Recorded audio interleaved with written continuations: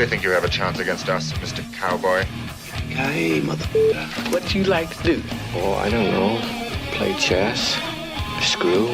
Well, let's play chess. They give off to Jonathan Taylor. Jump cutting his way close to the goal line. He's in there. Touchdown. I-N-D-Y. Jonathan Taylor.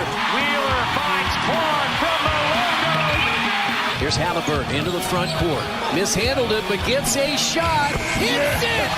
Hits it. John, I have never been better to be on the air with you here in Indianapolis, a place where so many of my dreams have come true. The Ride with JMV on 93.5 and 107.5. The Fan. Well, so much hoops last night, we'll get into it. I often wonder regarding Brayton Smith of Purdue, where he is going to end up in the hierarchy of all that have played in a Boilermaker uniform when it's said and done. And I know, obviously, it comes down to accomplishments and results.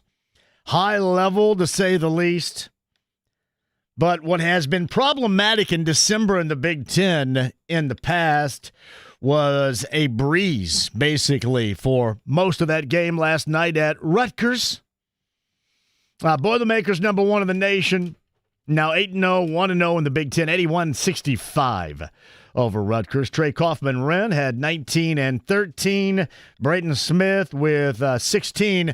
The behind-the-back bounce pass in the lane. I'm going to tell you, I can't remember, and we've seen it now twice. We saw it in the Bahamas, and then we saw it again last night. I can't remember. I watch I don't want to say that. I watch a buttload of hoop. I can't remember the last time, I saw a behind-the-back pocket pass in the lane, much less twice in the last week and a half. Maybe now almost 2 weeks, but close to it. The behind-the-back pocket pass in the lane, that is of a high complication. If you've ever picked up a basketball, if you've ever played, even for a moment, or if you play on the reg, that is of high quality that we witnessed again last night. Yeah, I can't remember the last time, that I saw it, but B, the last time I saw it like in 2 weeks. Brayton Smith and the Boilermakers with the win. I was watching a little bit of Iowa and Michigan State last night. And Braylon Mullins had a big night for UConn against Kansas. He's back. That's good to see. The kid from Greenfield Central getting back. Got to get him on the show at some point, too. Get in touch with his dad. I saw Greg Rickshaw a little bit earlier. I think he has a direct line to his dad. We got to get his dad to motivate to get his kid on. Talk a little basketball right there. That was impressive last night.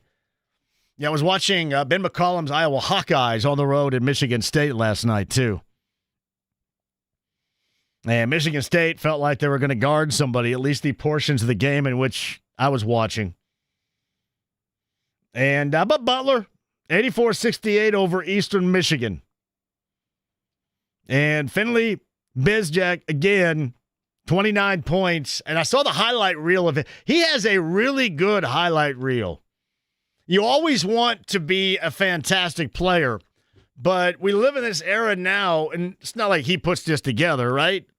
But we live in an era now where you're also accomplished by what type of social media highlight reel that he has, and he makes some high-level plays. And the Dogs get that win. We got to get him on the show sometime too, James. Notre Dame will win 76-71 over Missouri. I mentioned a lot of hoop last night. We talked about the new Colts kicker at great length yesterday. I don't know if I feel it. I didn't feel it yesterday.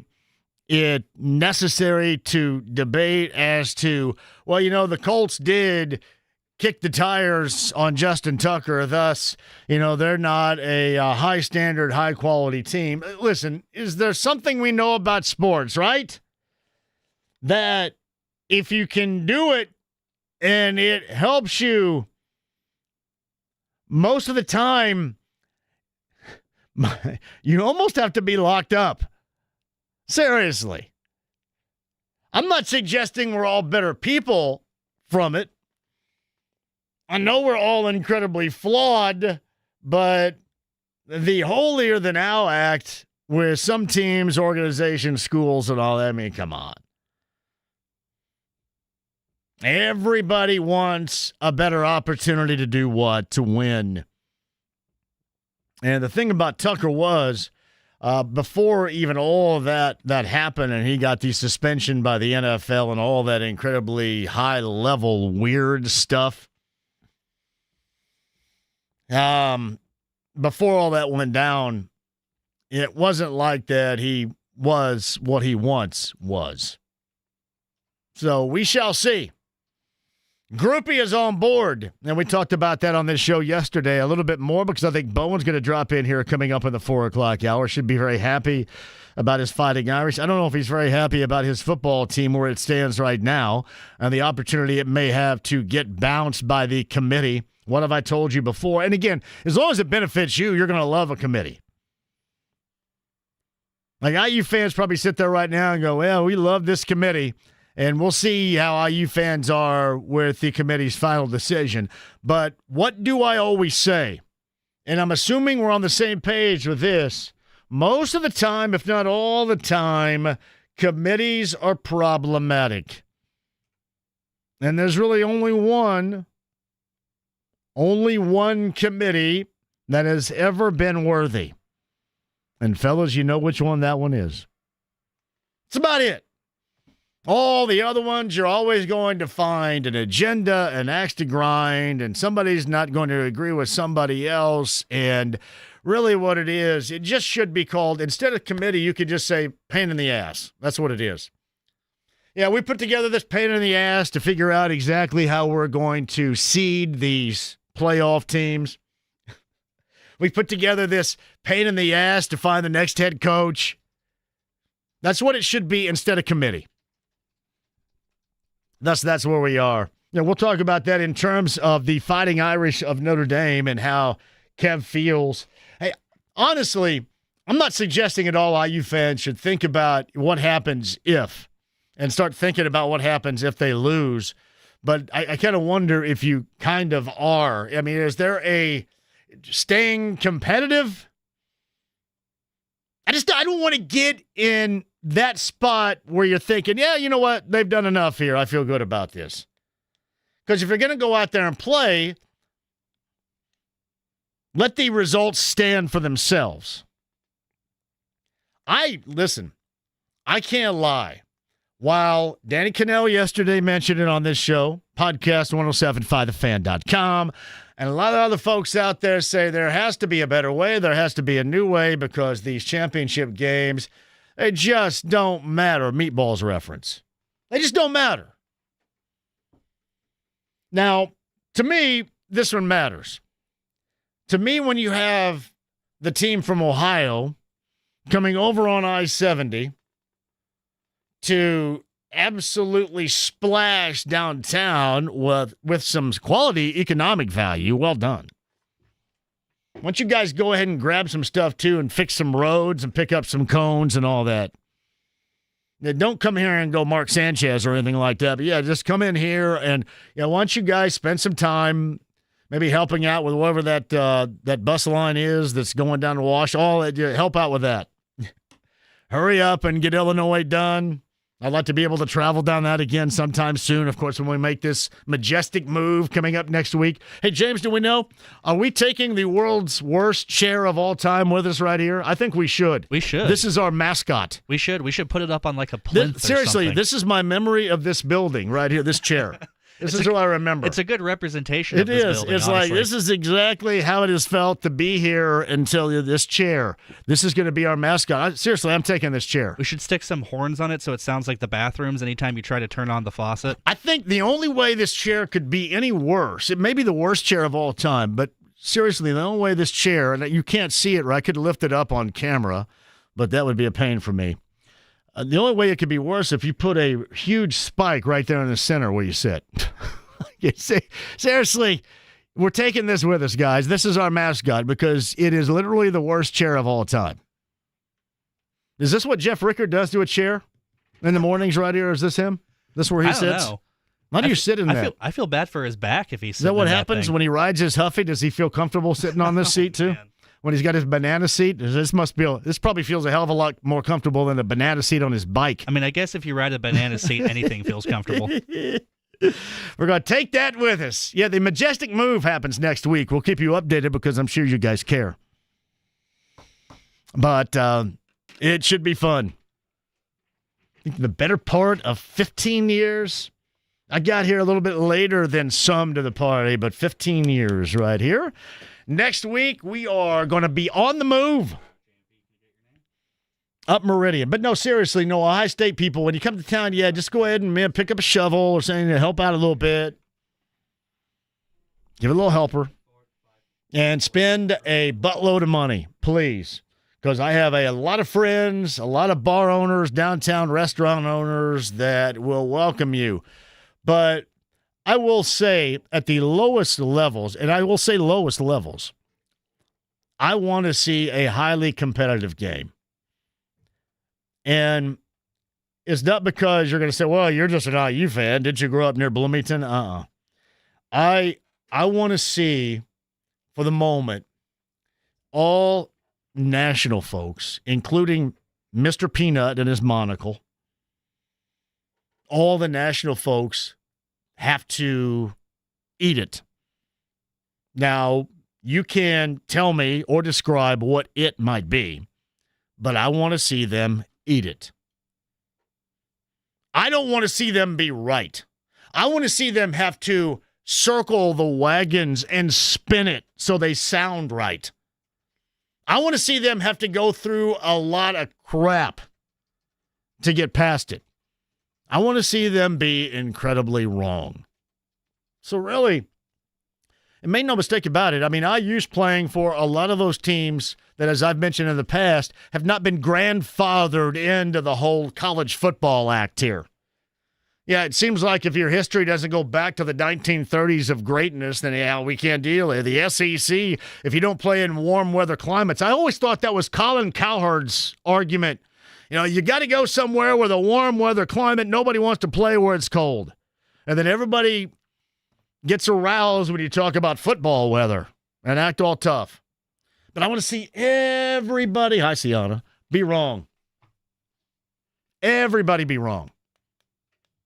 I want to see all you guys be right. And I want to see it pay off because that place is going to be jumping on Saturday. And the thing that I know about this, and this obviously can be different, but oftentimes when we so anticipate something, it doesn't live up to it. I think that's just the way that it is because we have these visions of greatness and you so anticipate it. It's not by far, boys to men, end of the road at all here. But I want to see it live up to it. I want to see this team live up to it. And I want to see this team make a lot of people, as I mentioned earlier, eat it by virtue of the way that they play coming up on Saturday. Is the Bear going to join us later on this week from Fox? Do we know that for sure? Is that still up in the air or what? Is the Bear up in the air? I have not heard back. They from initially that yet. said he was coming on, but they have not gotten back with you. Is that what you're telling me here? They initially said that they were going to try and get him on, but I have not received a response. Well, you say I need a response right here, okay? This is my town. You guys are complicating my town, so get him on. I mean, what else are you going to be doing? Going to be crunching some numbers and coming on the show. Yeah, I did see that our good friend Joey Chestnut, Joey Jaws, is in a Hermanaki wings eating contest. And these aren't the boneless style either. These are the bone-in. These are the bone-in. Yeah, it used to be like a shrimp. I think it was right, St. Elmo's in the past, right? But now it's our good friend Scott and the gang at Ale Emporium. That should be a blast right there. Going through 5 pounds, you eat 5 pounds of wings? Can you imagine how twisted I would be? 5 pounds. Does anybody out there believe, even over the course of a day or two, could you eat 5 pounds of wings in 48 hours? And like Jaws is going to try to do this right here and right there this weekend. It's incredible. So according to the Bing AI system, 60 Yes. or a 5-pound bag of chicken wings is about 60 to 70 wings. Yeah. What did I say? 25? I didn't hear how many you said. I think that We could be also doing a different idea of wing. I mean, Right. 25 could be 25 whole wings instead of just splitting them up into the drumsticks and the flats. I don't know how many Jaws is going to go for right here, but that's impressive. Yeah. I don't see how you do it. Either way, I know my stomach would hate me after doing that. Hey, listen, I love me some Hermanaki, and I'll take it to a different level. I've always told you this. I love me some Tadanaki. When Todd's working, you can get some Tadanaki. It's a little extra spice. I don't know why. Todd may be spicy, I guess, but Tadanaki's, it's a true story. At the Geist location, the Fisher's location of the ale. But yeah, Jaws is going at it with the wing eating contest. Hey, number 22, Indiana on the road at Minnesota. 7-0 IU. Minnesota on a 3-game skid. 4-0 inside the barn. They still utilize that venue. Nice road win opportunity. And then you don't have to go back. That's pretty sweet if you're IU. Get this thing out of the way right here and right now. Ball State, Evansville coming up later on tonight. USI, Indiana's most partying campus down in Evansville. Southern Indiana and Western Michigan later on tonight. IU Indy and Detroit Mercy also on the schedule. You got Purdue, Fort Wayne, and Oakland also in action. I am going to go downtown tonight, and I am going to watch the Joker. No, that's Steve Miller Band. I'm going to go watch Nikola Jokic play because, really, in terms of this season, here's what you got to know. This is going to be a gap year. And it sucks it's a gap year, but clearly it's going to be a gap year. That doesn't mean anybody's going to half-ass it or should be allowed to half-ass it. And guys like I talked about yesterday, Pascal Siakam is not going to do that. But simply put, that's the season you're in if you're the Pacers. And this is how it is when you don't have a high-level competitive team, in terms of playoffs and levels in which you can reach in a season. And we've been down this path before. You go and watch somebody.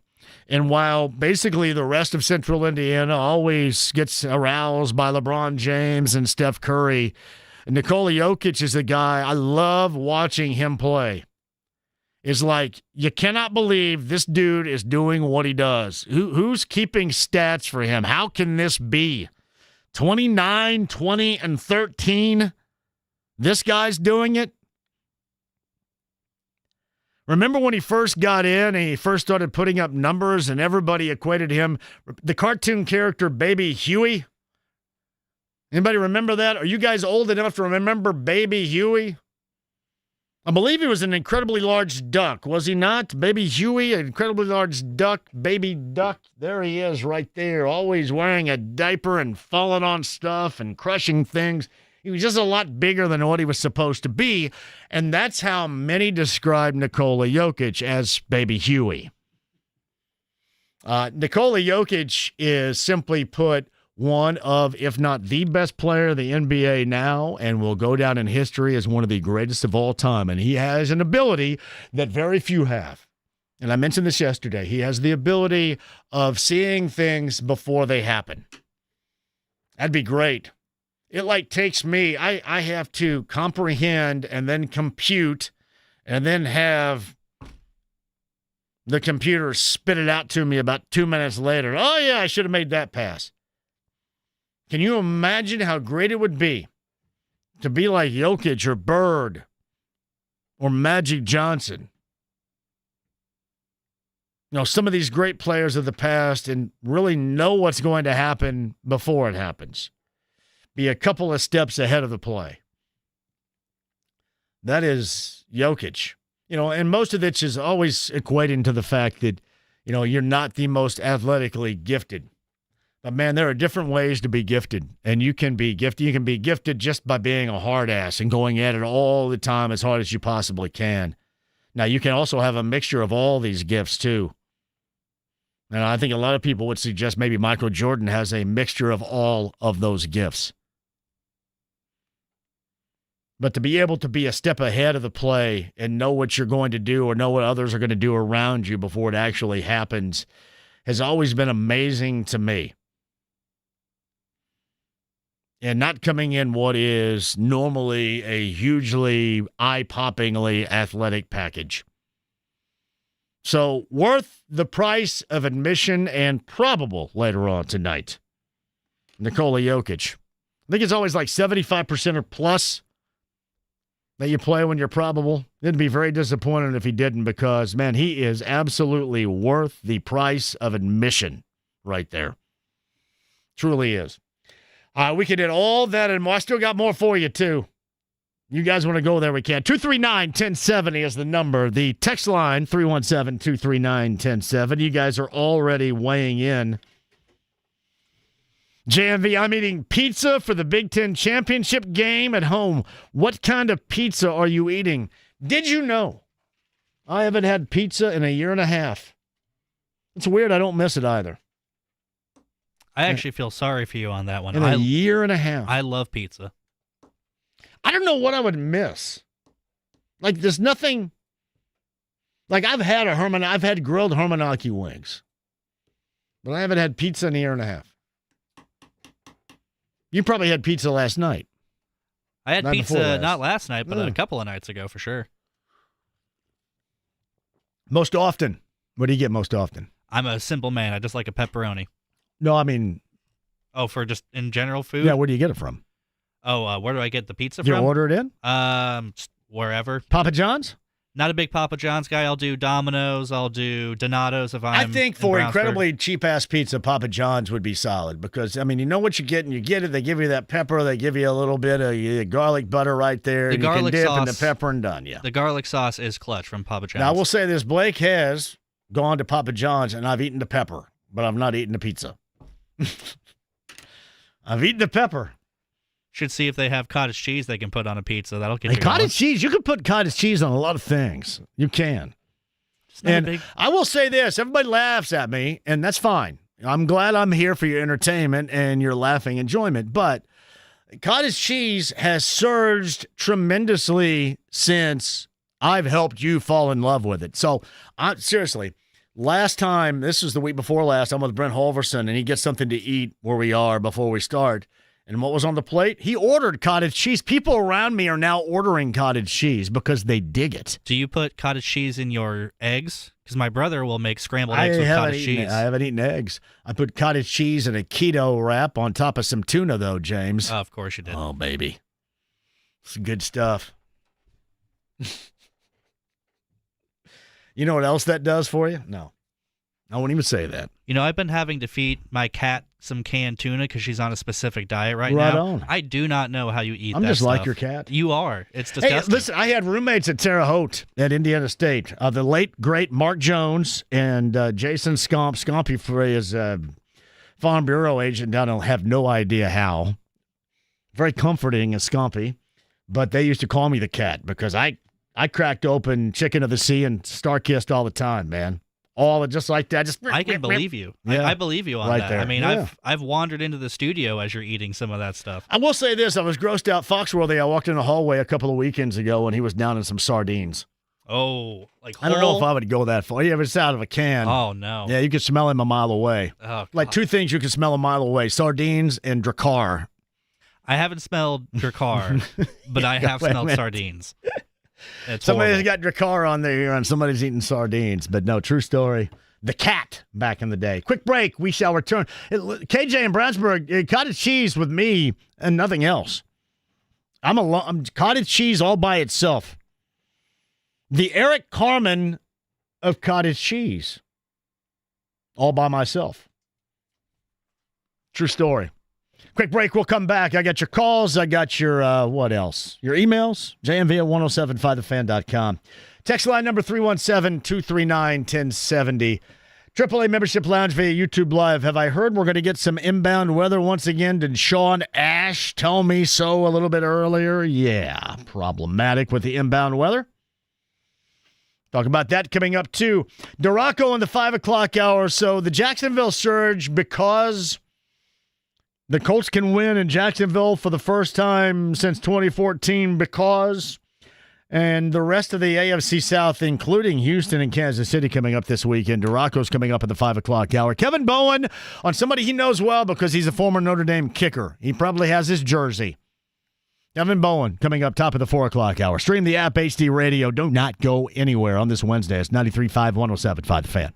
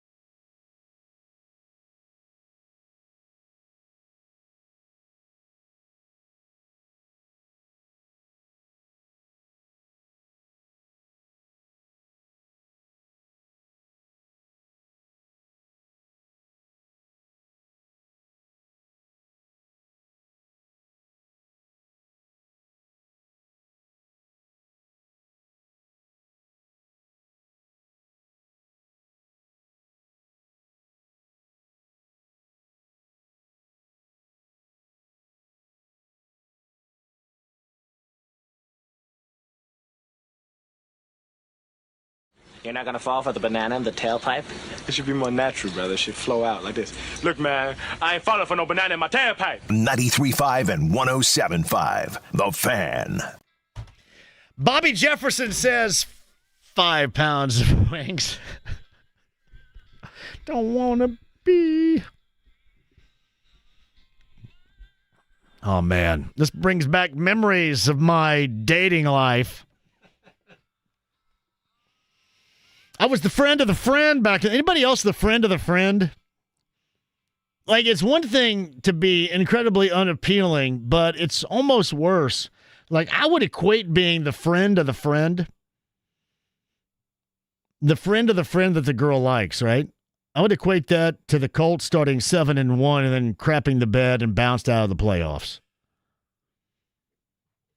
It's almost better to stink at the start.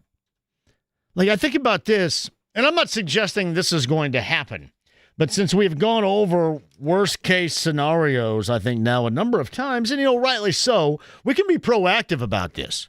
It's not like we believe all is lost, but we've been down a path of disappointment before, and we've certainly, in recent memory, been down more of a path of disappointment than we have positive results. So I think it's okay to start thinking about that. And you guys got me thinking yesterday. I thought I was completely stupid when they started 7-1. I go back to January and remember I was firing everybody. Hey, you're fired. You're fired. Fire, fire, fire. I sounded like Beavis.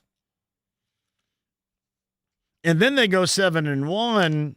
Hey, everybody's coming back. This is great. And now you're 8-4. One win since that point. And I think it maybe not completely fair to discuss, or certainly not completely relevant to discuss. But it's almost better. It's almost better, to not have than to have and to lose. You know what I mean? This would be like the ultimate tease.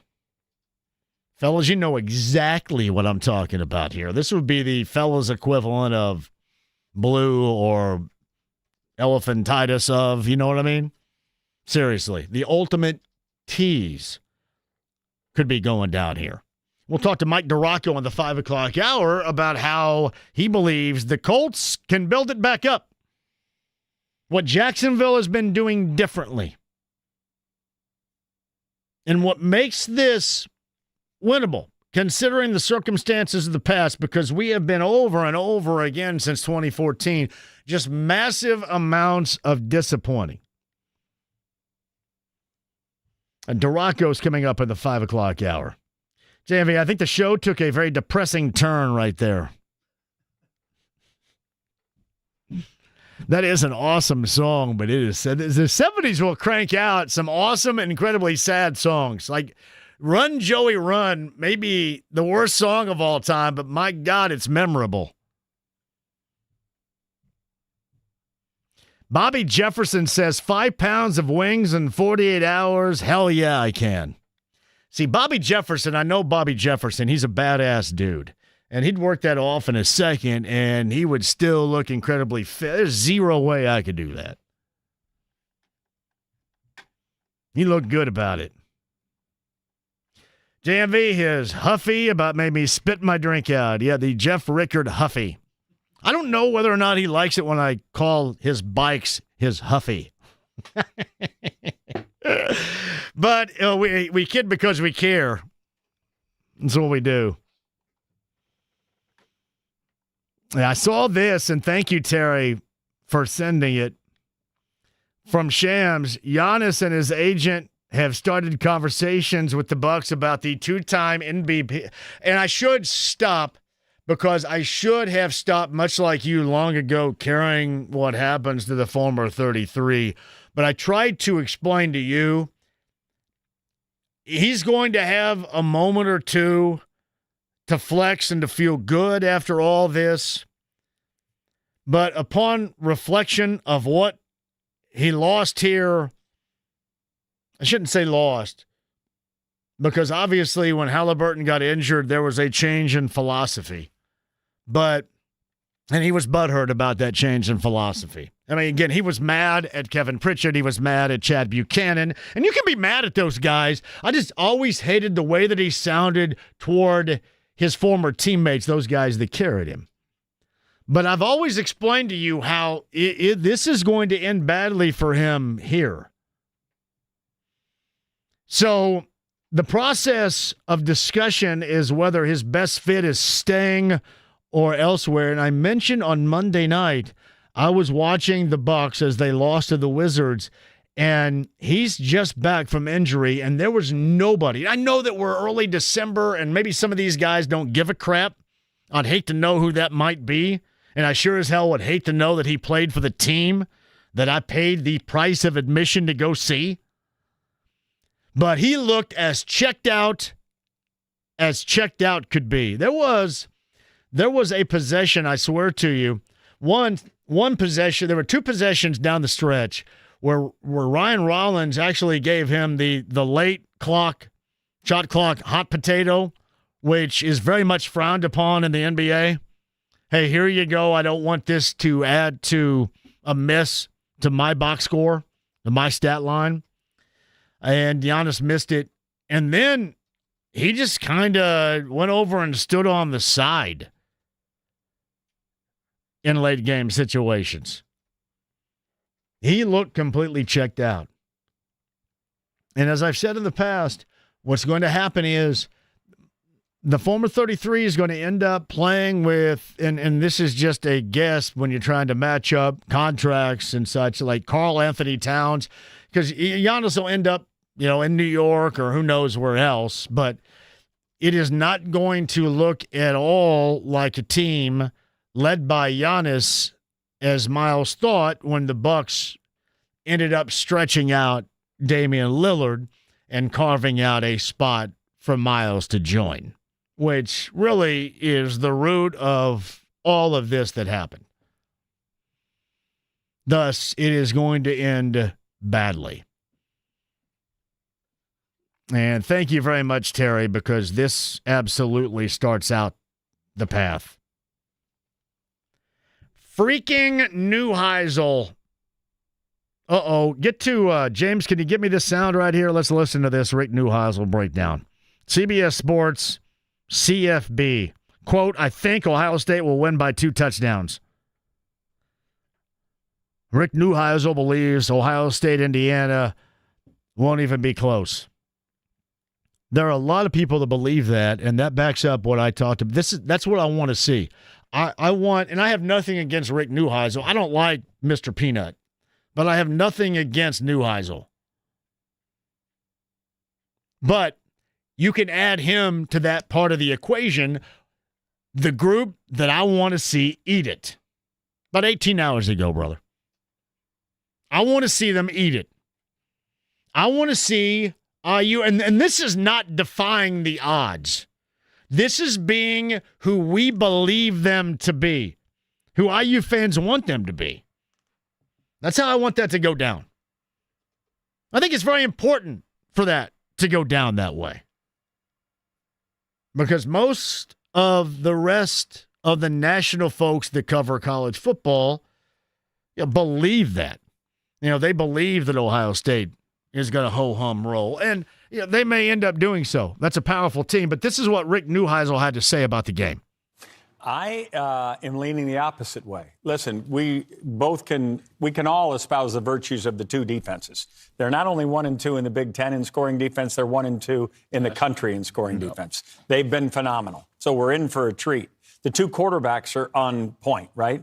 Mendoza has 32 touchdowns and 5 picks. Sayan has 30 touchdowns and 5 picks. So they have absolutely impressed on both sides of the ball. Here's the difference. Indiana went to Ohio State last year in a similar circumstance. I know it was outside and it was in Columbus, but it was Ohio State that ran the table that day and made it look one-sided. I think because of Ohio State's cachet and their confidence, especially coming off a win over Michigan, I believe that Matt Patricia and this defense can hold Indiana to a very small number. They're only giving up 93 points the whole year. I think it's an Ohio State day. Buckeyes win, and I think they win by 2 touchdowns. A couple of things here. That is going to be a common theme, and that's fine. That's somebody's opinion. Michigan sucks. More than just a state, the football program, that team sucked. That team looked terrible. And I think Kurt Cignetti had said this, right, back before the Penn State game, that IU won in Happy Valley. These guys, haven't played here before. Well, this, in terms, is a new season. This is not exactly the same team. And those that were there a year ago would probably feel like that they're better off and more prepared within themselves to be high-level competitive. So, to me, I don't think Columbus in November of a year ago has a great deal to do with Saturday night at Lucas Oil Stadium. Now, it may just come down to Ohio State simply put the better team, and then so be it. But I don't think Columbus last year has a damn thing to do with it. And I sure as hell don't think Michigan has anything to do with it. Yeah, you go up and play Michigan, great. I don't care. The other thing is, IU still has one of the best wins of the season. When you go out and play in the rain and the soak and the slog and the fog, when you go to Oregon and win, that is among the most impressive road wins of the season. Make no mistake about that. I just don't think last year has anything to do with this year, or in this case, Saturday night. Quick break, we'll come back. I got your calls on the other side. If you guys want to jump on, you can. Bowen, top of the hour, his Fighting Irish. Might they get pushed out with a chaotic weekend on tap in college football? There's a new kicker in town. Yeah, we'll talk about that. 5'7" and 150 is Groupie. 5'7", 150. He is a nugget of a man right there. The Nugget. Can we call him the Nugget? Is that his nickname, the Nugget? He's a nugget. I don't know about that one. Is it 5'7", 150, Blake Groupie? 5'7", 156, according to Wikipedia. That's a nugget. He's a little nugget of a kicker. He's a little guy. That reminds you, that's what the kickers used to be. Like Tony Franklin, barefoot kicker, a nugget. Raphael Septien, he was a nugget. The Barr brothers, Matt and Chris, nuggets. Place kickers of our past used to be nuggets. This could be a good thing. Bowen, top of the hour. DeRocco coming up after 5. I got bullseye passes for Saturday afternoon, too. You would not want to miss that. So, simply put, don't go anywhere. Also, updates on tomorrow and Friday for you. AAA Membership Lounge, YouTube Live, 93.5, 107.5 The Fan.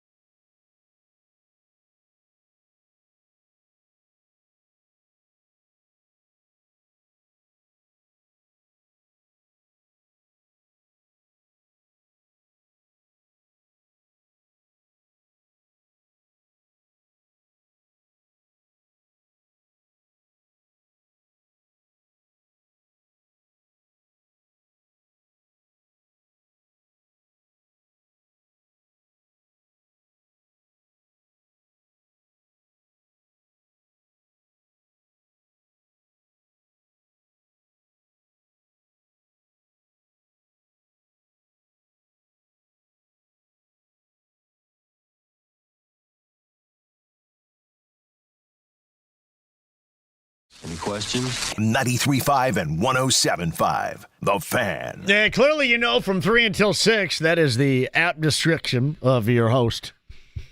Hey, the Garage in Columbus tomorrow, the Garage Pub and Grill, Larceny Bourbon Locks, Luna Azul Tequila Shots. I want everybody in and around Bartholomew County, or as I like to reference it, Bart County. Bart County, can we see you? JMV, can we get our top 5 all-time nugget-sized place kickers, please? Please do. Please, you guys would throw me if you did. I think I gave you 1, 2, 3, 4, 5 already. I don't know if you would consider Dean Biasucci as a nugget. It was funny. If you remember those moments with the Colts, they weren't any good. They maybe had some fleeting moments of decency, but not any good. Here's what was amazing. There was never in Central Indiana, true story, never ever a mirror or an opportunity of reflection, maybe looking into a picture window and seeing your reflection, that either one of the 2 kickers of the Colts during that era walked by without staring longingly at how they looked into it. Dean Biasucci and Ron Stark never passed a mirror where they didn't stare at themselves for literally 35 seconds. True story. They were absolutely the best-looking dudes according to them. Ron Stark and Dean Biasucci. Dean Biasucci wanted to be an actor. Dean Biasucci was actually in, help me if I'm wrong, what dealership? What's the dealership down on 67? Just right outside of Mooresville, between Mooresville and Canby.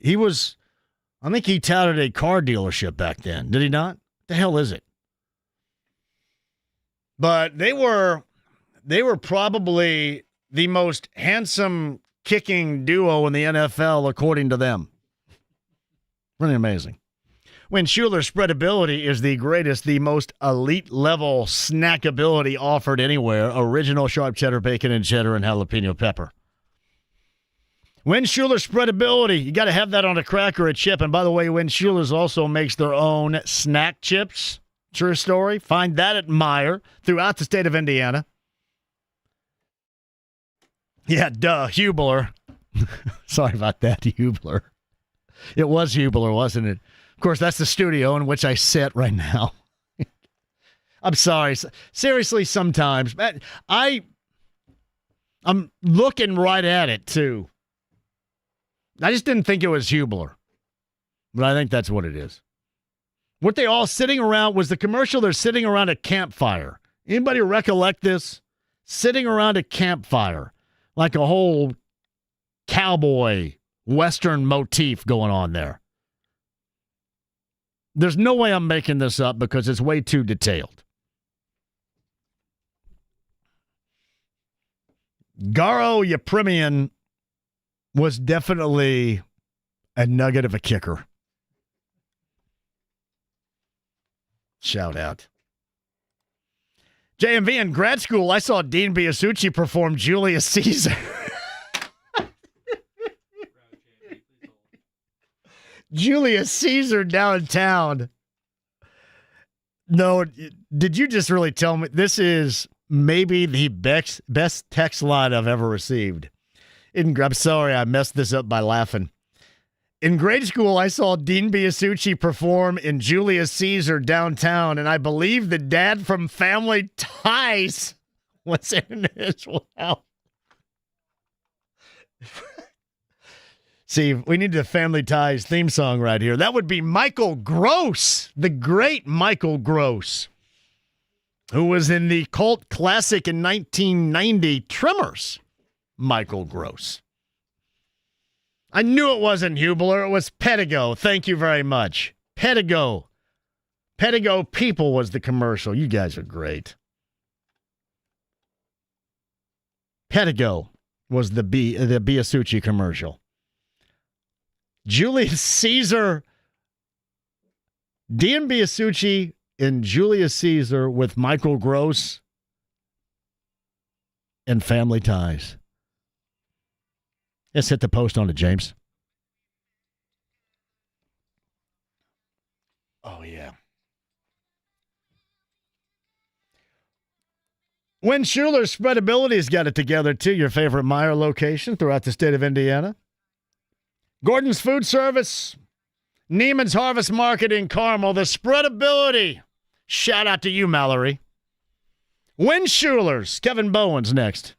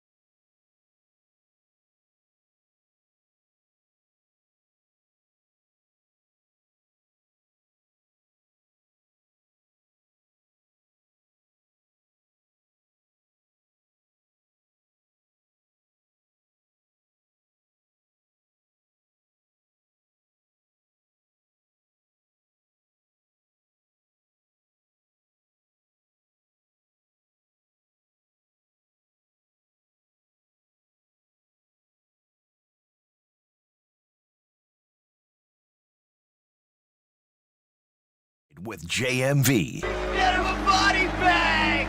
Yeah! All right. 93.5 and 107.5. The Fan. Oh, I love this song. Hey, crank this up. Did you get the non-cussing version, James? You probably didn't. That's Spotify, right? You better not keep it rolling. Chuck D, who has been a part of this show before. Flavor Flav, who has been a part of this show before. Can't Trust It. Public Enemy, 1991. We'll see how much can be trusted from our good friend Kevin Bowen coming up here on the Andy Moore Automotive Group hotline. Hey, by the way, too, a lot of you have mentioned you could give Joey Jaws a run for his money on the Hermanaki wing eating contest. Greg, thank you. Kevin Bowen, could you do that?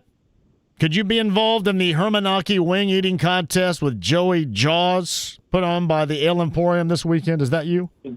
Boy, I'd love to be involved, but Lord knows I wouldn't be able to compete at all. You know, Mark Dighton and I it was Colts-Raiders. Honestly, it's probably the game that started the old spiral. I don't know if we were the reason for it back in the Carson Wentz years, but we had a shrimp cocktail eating contest pregame with Jimmy Mad Dog Matus emceeing it in Touchdown Town before Colts and Raiders. Jake Query faked COVID that week to get out of the shrimp eating contest. So he was out. I texted Joey Chestnut, and asked him for some advice. He told me to drink milk, so I stopped at a gas station on the way down, got a bottle of milk, took that up on stage with me. I think Dog made fun of me, as he should have, for that, and Dykton beat me. I want to say it was like 9-6, 8-6 maybe, in a 1-minute shrimp eating contest. Man, did you have any? How should I put this? Plumbing issues afterwards? I definitely spent time in that last stall. You know that last stall up there in the Lucas Oil Stadium? No, you can't do it up. You can't. You had to go to the game? You got it. Oh, yeah. You can. Yeah. Hey, listen. There's zero way Joey Jaws is going to go hang out after this event on Saturday, I guess it is, right? I mean, you got to be playing a home game on this. This can't be an away game you're playing. No, but I think Joey Jaws, based off his appetite, he's had some neutral fields a lot in his day. So I think there's zero way. Yeah, he is not you. That's home field or nothing here. He builds the resume on the road. I'm going to tell you what, there's really, you just mentioned it too, that one of the worst stalls in the history of stalls is the press box at Lucas Oil Stadium back there, though. That one. That thing gets absolutely abused. I know, and you get some nervous energy from some of the home personnel staff or the visiting GMs and staff as well. So, yeah, nervy moments in that Lucas Oil Stadium press box. I mean, hell, now I think about it, you probably were in Touchdown Town on that day. Colts-Raiders, it was this time of year. It was late December, and that was a bad loss. And then they lost in Jacksonville the next week, and the rest is history. And Carson Wentz was almost not allowed to ride on the plane home from Jacksonville. Yeah. I remember that. Hey, it's funny. Speaking of stalls at stadiums, once upon a time at the RCA Dome, so, I mean, I don't know if you were ever in there in the press box. I'm back there in the bathroom, and, man, somebody is just working over the stall. I mean, there is heavy-duty grunting and all that going on. I mean, there's some noise-making going on, and I thought, what in the heck is going on here? And then there seemed to be, at the end of it, a sense of relief, and I just kind of was curious who was making all this racket. And the door opened, and it was Bill Polian.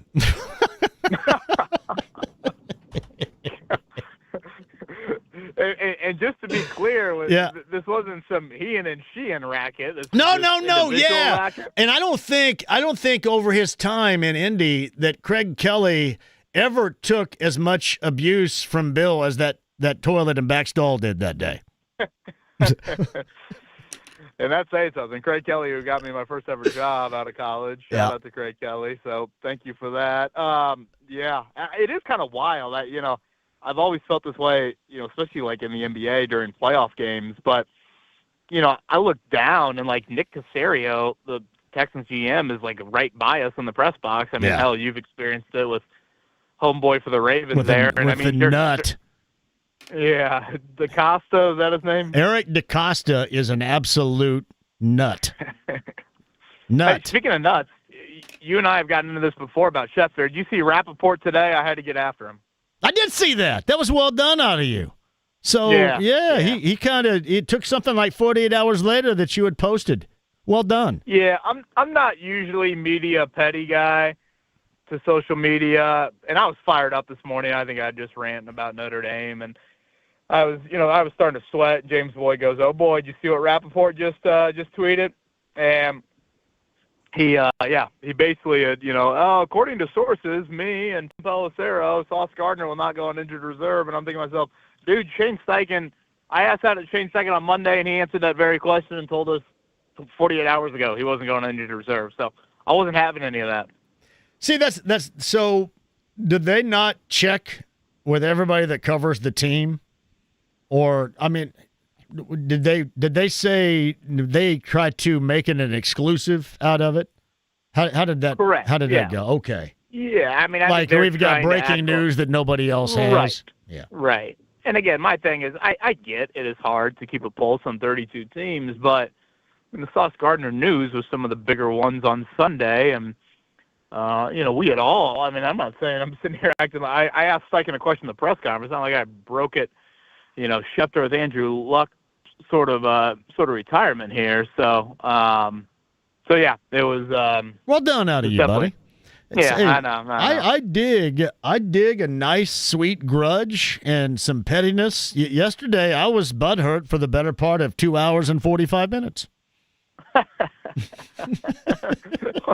Nothing says we're old and belong in sports media than that, right? I just think some days if I want to be butthurt, damn straight I'm going to be butthurt. I'm not going to be mean-spirited in my butthurtedness, but I may not hide it completely. I may have to show it a little bit. I think you have to sometimes express that butthurt emotion and have to get it out a little bit. So I did. Yeah. And you did this morning too. Okay. Yeah.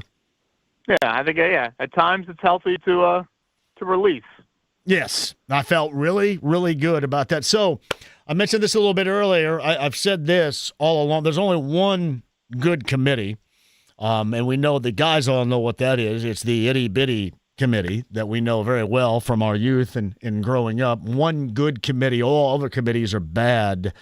And normally it is, kind of a half-assed committee, as I mentioned a little bit earlier. Is this committee, you're an Irish guy. We know that to be true. Do you think that they get bounced if things get chaotic coming up this weekend? Yeah, I do. And again, my disagreement from last night was hearing the committee chair, the SEC committee chair, if I should mention that, his rationale for putting Alabama above Notre Dame. You go back to last week, Notre Dame goes out to Stanford. They're up. I mean, hell, they cover the spread at halftime. 42-6 going in the fourth quarter. They just rolled. So they did exactly what they should have done in beating Stanford. Alabama plays Auburn. That is a one-win SEC Auburn with an interim head coach. If anybody watched that game, Auburn was god-awful and yet still had a chance to win the game at the end.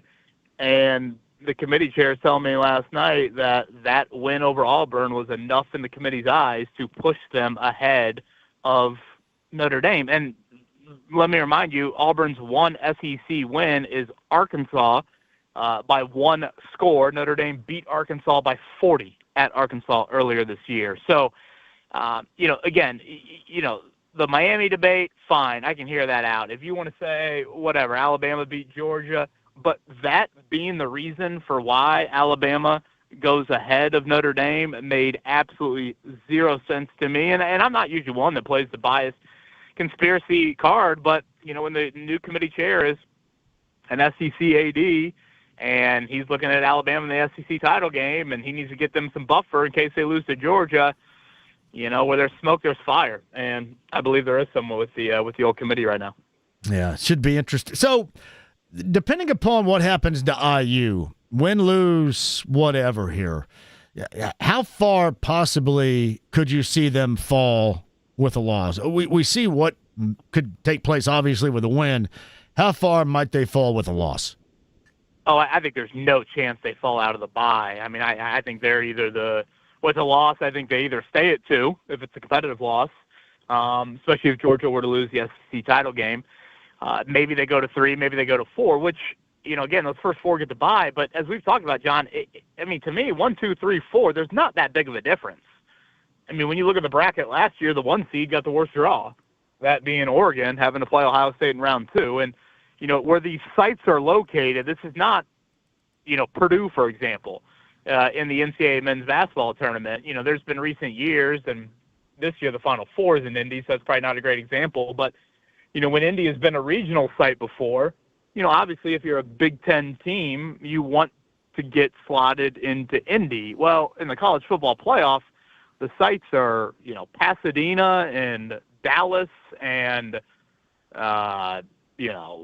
Atlanta and Miami. Those, maybe New Orleans. All these are just you're getting on a plane no matter what, nothing within driving distance. So, I don't think there's that big of a difference between that. And honestly, you look at IU's draw last night, they would face the winner of A&M Notre Dame. I think those are 2 teams that I think a lot of people would put up there as teams that could get on a run, and that would be IU's draw as the 2. I almost look at IU and say, hey, I'd probably rather be the 3 or the 4. I don't know. I don't never know what to expect out of A&M. No, A&M for sure, yeah. And so, again, I just don't think, from a historical perspective standpoint, obviously there is a ton at stake for Indiana on Saturday. But from a playoff point of view, very little, in all honesty. It's Kevin Bowen, the Fan Morning Show. That's 7 until 10 a.m. Monday through Friday, along with Jeff Rickard and James Boyd. Kevin is on the Andy Moore Automotive Group hotline. I should mention this to you because you'll understand this chair, and this chair is going to be our mascot for the new building here. I'm taking it with us. This half-ass chair right here, that's all maybe the worst chair of all time right here. I'm going to take it with us as our mascot for the new building.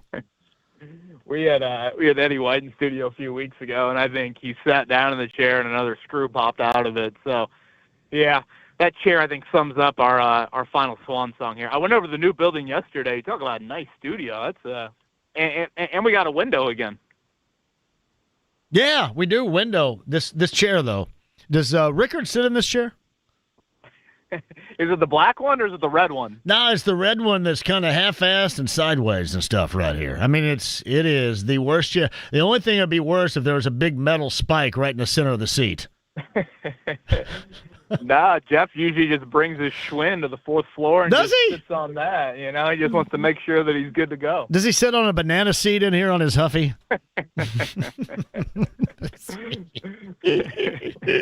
Please bring that up tomorrow. That makes him happy. That always makes him really happy. So it's Kevin Bowens with us. So, hey, the good news, I guess, is, and you know this kicker very well, Blake Grupe, former Notre Dame Fighting Irish, and if for nothing else, he gets you back into the category of nugget dudes. He's a nugget of a kicker, isn't he? He kind of goes along the line of the Barr brothers and Raphael Septien and Tony Franklin and Jim Breach and Garo Upremian, all the nugget, the diminutive, if you will, kickers of the past. That's him. 5'7", 156. That's a nugget. That's what you're looking at with Blake Grupe there. Yeah, so kicked at Notre Dame for a year. That's the connection to Brian Mason, Colts special teams coordinator. And, again, at this point of the year, everybody's got warts. It's late night at the homecoming dance, and, Kevin Bowen doesn't have much to pick from there. So welcome to where you're at right now with the Colts kicker situation. They've never done this. They've never had a season in history of their franchise where they've had 3 kickers in a season, but that's the reality of where they're at right now. So, yeah, it's less than ideal, and we'll see. His history would indicate, again, been very steady on extra points in his career, so, that is a positive. I would say from a leg strength standpoint, maybe a little bit more than Michael Badgley. I don't think much, to be honest with you, maybe a little bit more there. But you can't ignore why the Saints just cut him. And, he missed 5 field goals this year between 30 and 50 yards. So that obviously is less than ideal. But, again, 3 missed extra points in 7 games is just inexcusable, as Brian Mason said yesterday. And you had to make a move because I think you also start thinking about psychologically, like where is Badgley at? Could that impact, other games or other kicks. So, it'll be Blake Groupie coming up, all 5-7 of them on Sunday. Not since 2014 have the Colts obviously won down there. Not since 2014 have they won the AFC South, and all this is part of a very interesting 8-4 dynamic. You know, a part of the recent fade we have seen from this team, and I think honestly, Kev, it's the largest part, both sides of the line, but especially from the center to the right side of the offensive line has been horrific. And then you, I think, couple that with Shane Steichen, and for whatever reason, a lot of the playbook, and I guess that's the playbook in general, but a lot of the playbook that he runs for a healthy September Daniel Jones, not the I look like the mobility of Joe Flacco Daniel Jones that he is right now. That's all very odd to me. Well, you talk about Jacksonville and the streak, and the names have changed and the faces have changed, but the constant seemingly every year down there, their D-line whips your O-line.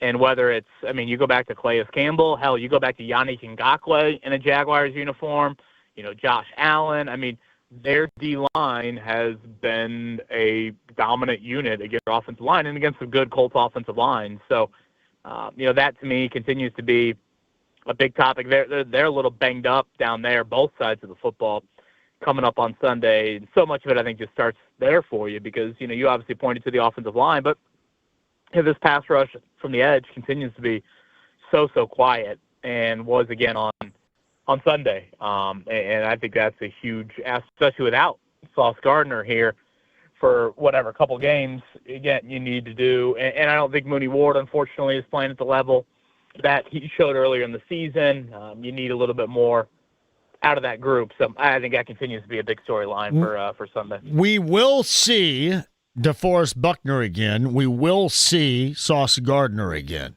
Are you 100% sure on both? No, but I mean it does seem like that is the thought. Gardner, they've probably been a little bit more in a timeline throwing it out there. Basically, to go back, I guess, to what Steichen said on Monday, okay, Sauce won't go on injured reserve. Okay, what does that mean? That means he'll play within the next 4 weeks. So you got 5 games left.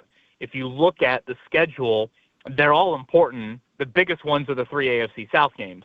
So you're obviously at Jacksonville on Sunday. Then you play Seattle and San Francisco back-to-back games. They matter, but again, they don't matter as much as the AFC South games. You face Jacksonville again, so you will see them twice in the month of December. You'll see them again here on like the 29th, I want to say it is. That's the game that I'm circling with Sauce. Can he get back? Because that's a short week going from San Francisco on a Monday night to Jacksonville on a Sunday. Can you get him back for that? Buckner, it's a little bit more. We still don't have clarity. Probably a question we should ask Steichen on Friday. But knowing him, he's traveling to Panama for stem cell, and he's been in the building, was on the sidelines for Kansas City. I mean, you don't go to all those degrees. I mean, if I had to rank them, to me it'd be Gardner, Buckner, Richardson in terms of the 3 guys right now I get asked about the most injury-wise, and their likeliness to return, how quickly they could get back, those sorts of things. So if Blake Groupie was in a 90s boy band, would it be 98 Degrees, NSYNC, or Backstreet Boys? Oh, he'd be in the band. From the side view, by the way, Casey Valier looks like he's a defensive end compared to Groupie in this locker room side view. I think Miranda has this from 13. But Groupie definitely looks like he is of boy band origin from the 1990s. With the hat on backwards and everything? Growing up, there was a show called Making the Band. I want to say it was on, like, ABC. I kind of forget. For some reason, like, O-Town is popping in my head as the name of it. Yeah, he would have been in O-Town. Shout out to... Is that Abercrombie? Abercrombie. I like Abercrombie and Fitch. Chinese food makes me sick. Is that O-Town right there? Is that them? I don't know. I'm just making up stuff right now, I think. Yeah. That's a hell of a pull by you. Yeah, I tweeted out a picture of Groupie earlier today, and the Wish TV digital guy, Josh, was in the picture, and somebody cropped the picture down and said you could literally exchange these two for each other, and we'd have no idea who Blake Grupe is and who's the guy working for which TV, and that gave me a pretty good chuckle. So, yeah, I don't think Blake Grupe has been misidentified for NFL player many times in his life, but put the ball through the uprights, and it's all that matters. They will carry you back from Jacksonville. You imagine if Blake Grupe makes a game-winning field goal on Sunday and the Colts end the streak, Grover Stewart will carry them from Jacksonville to Indianapolis. That's all that matters, really. I mean, the boy band stuff, the nugget of a kicker, all that, and really, being 8-4, and what I've talked about, because it's funny. I have a promo that's running right now because I kind of got it back and forth with somebody that says, well, talking about a rebuild, Kev, what the hell are you rebuilding with? I mean, this is it. Yeah, I mean, what? I mean, you may get rid of obviously some, in the front office, coaching. Maybe they take the fall for this, but what do you possibly rebuild with if this thing continues to get flushed down the stool as it has the past week or so, month or so, yeah. I should say in this case. Yeah, I could not agree more on that. We had a question today of if for some reason Daniel Jones wasn't brought back, which, again, I see no reason why he wouldn't be, considering all the factors and the lack of first-round picks, et cetera, et cetera. But just to play out the hypothetical, it is kind of wild if you were to even ponder that thought. If this were the tailspin and you had to blow it up, again, when a new regime comes in, no one's safe. I think we're used to that in any professional sport, particularly the NFL. But yeah, I mean, would you literally tell Anthony Richardson, hey, about that fourth year, why don't you just play here and then we'll try that? But then it's oh wait, 27 draft, you still don't have your first round pick. So yeah, the more I've gone back, and I'm trying not to be hindsight's 2020 looking at the Sauce Gardner trade, but man, that was a significant trade. I mean, you got to have all your ducks in a row, quarterback wise, future wise. It's got to work. To do that. And you got to have short-term results. And right now, the short-term results, aren't there for you. So we'll see how the final month plays out. One of the biggest months this franchise has had in quite some time. When's the last time, and I know I got to go here, James, with Kevin Bowen. When's the last time that you saw a behind-the-back pocket pass in the lane like Braden Smith last night? But further, when's the last time you saw it twice in the last 3 games as he has done? He did it once in the Bahamas and then did it last night against Rutgers. That is, to me, one of the sweetest passes and looks that I have seen. And this dude's done it twice in 3 games. His pocket passing specifically. I mean, it is, hell, can he play quarterback? Honestly, for the Colts with his accuracy here. Honestly, the only guy that I think could probably throw that is the guy inside of Gainbridge Fieldhouse tonight in the old Joker there. So, yeah, just he's a special talent, and they handled business quite well last night. And now they got a big one. I assume Tyrese Halliburton behind the visiting bench up there on Saturday for Purdue and Iowa State. Man, big Saturday. Purdue, Iowa State, IU Louisville, IU Ohio State. One hell of a Saturday, no doubt. Kevin Bowen from the Fan Morning Show, 7 until 10 a.m. here. Weekday mornings, 93.5 and 107.5 The Fan. And Kev's on the Andy Moore Automotive Group hotline. Got a little pettiness out of the way this morning with Ian Rappaport of the NFL Network. Job well done, man. I'm always you can join my butthurt club.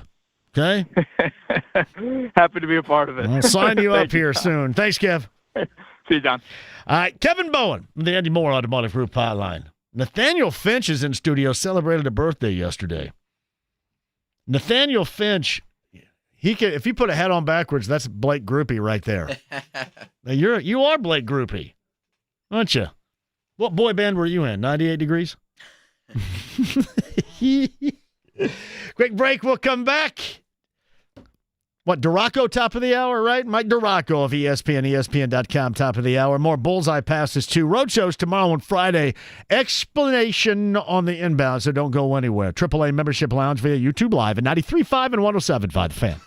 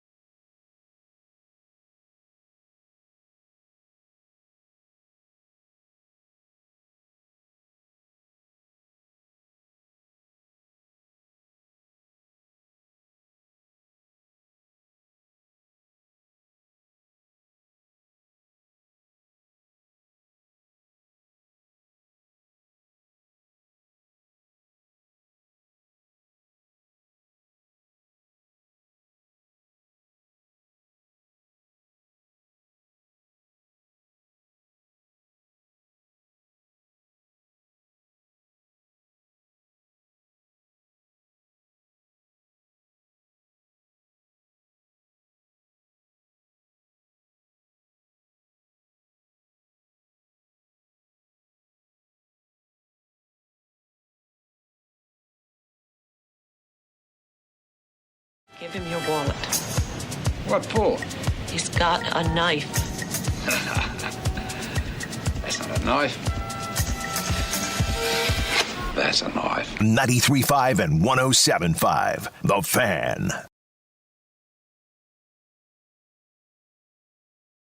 No, I was close. Shout out to John Easter, who's run just an incredible high-level broadcasting program at Ben Davis for years, decades, in fact. LFO is the Summer Girls song with Abercrombie and Fitch. O-Town was All or Nothing at All. Abercrombie and Fitch. Who was the running back for the Steelers, last name Abercrombie? Was it Walter Abercrombie in the day? Thank you, by the way, John Easter. A lot of others chimed in, too. Thank you. Walter Abercrombie. So, I didn't know this to be true, and somebody will have to further explain. If this is true, I guess. Groupie, the new Colts kicker, has an Indy connection. His uncle is the owner of the Bulldog in Broad Ripple. Now, obviously, I was just there a month ago. And John and Brian and Caroline. I need more information on this because this was not discussed in my memory a month ago while we were at the Bulldog in Broad Ripple.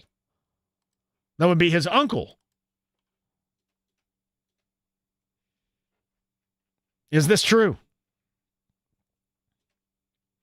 JMV, what's the latest with Kyle Schwarber and possibly the Reds? I really hope we get him to add to this lineup. I have not been paying attention to where it is. I guess I just figure that if it's something like that that's really exciting, it probably won't happen with a Reds fan, but that's something certainly we will follow. Yeah, somebody's going to have to check in with me on that. I will say this. Shout out to everybody at 317-239-1070 that checked in on my faux pas regarding LFO and O-Town. Hey, I'm going to tell you what. There's nobody quite like this show. You know your boy bands out there. Well done. That is well done. And I messed that all up. Nah, he doesn't not color me bad. Got it, John. Anytime. Yeah, Bullseye's coming up on Saturday, too. That is the pregame party before the Big Ten title game. I mentioned, too, tomorrow we're going to be down at the Garage Pub and Grill and Pub. The Garage in Columbus. Larceny Bourbon Locks and Luna Azul Tequila Shots. Week 14. And we didn't do it like as a part of the show. If you remember last Wednesday, we bailed with a Bud Light Blue Wednesday. That was Blackout Wednesday, the night before Thanksgiving. But we still made our picks. And we'll probably go over this tomorrow down in Columbus. I can't not wait to see everybody down there. If you're in and around Columbus and you can make an appearance, we would love to see you. Obviously, you know about the legendary sampling that we do with the Heaven Hill products. But I was, speaking of legendarily awful in Week 12.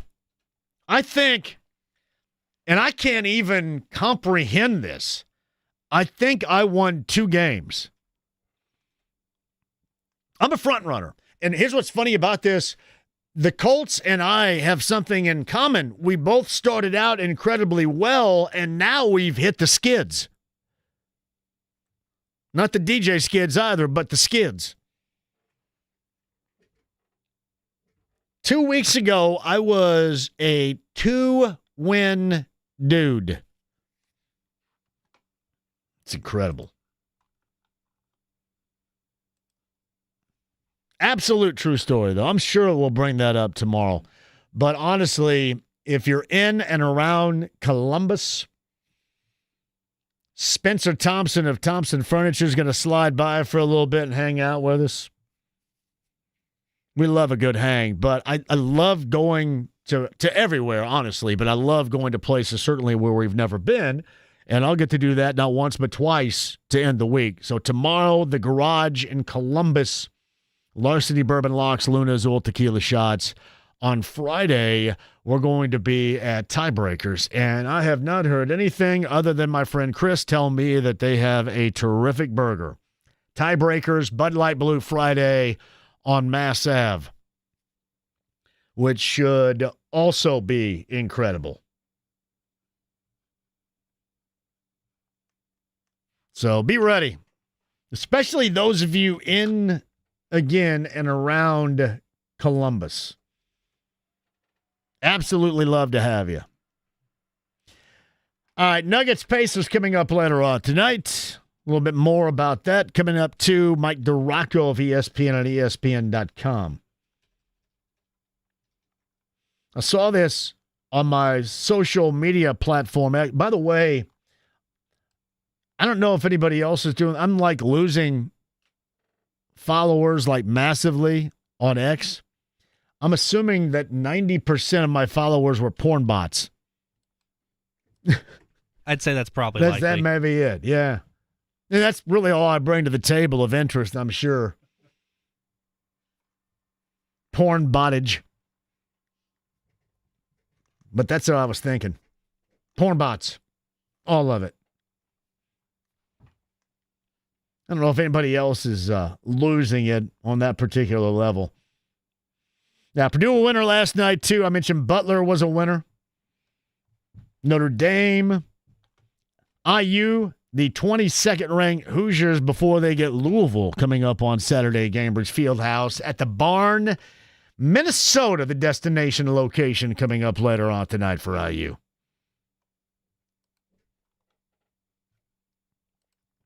Good way to get started. And a team in Minnesota that certainly is beatable. Purdue gets off to a good start at Rutgers last night. 81-65 was the final right there. A little double-double for Trey Kaufman-Wren.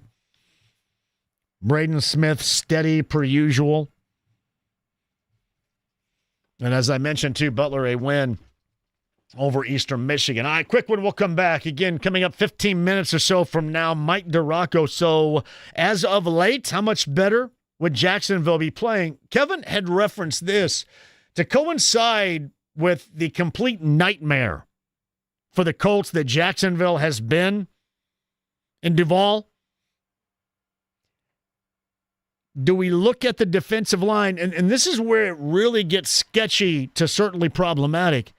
The defensive line for Jacksonville, no matter the personnel, has been the major part of the issue, which does not bode well for a team that with the offensive line and an injured/compromised quarterback with that fibula and Daniel Jones, that is a horrible combination. DeRocco, top of the hour. Maybe some more bullseye passes before we bail. Do not go anywhere. The stream, the app, it's HD Radio, the AAA membership lounge via YouTube Live. Become a AAA member today. It's like more weather coming up, too. I'm telling you, next week at this time, we'll be looking out a window. I can tell you exactly what's going to go on. Going to bring our mascot, the chair, with us as well. So next week, the major move for all of us right here. Don't go anywhere. I don't want you moving. 93.5, 107.5 The Fan.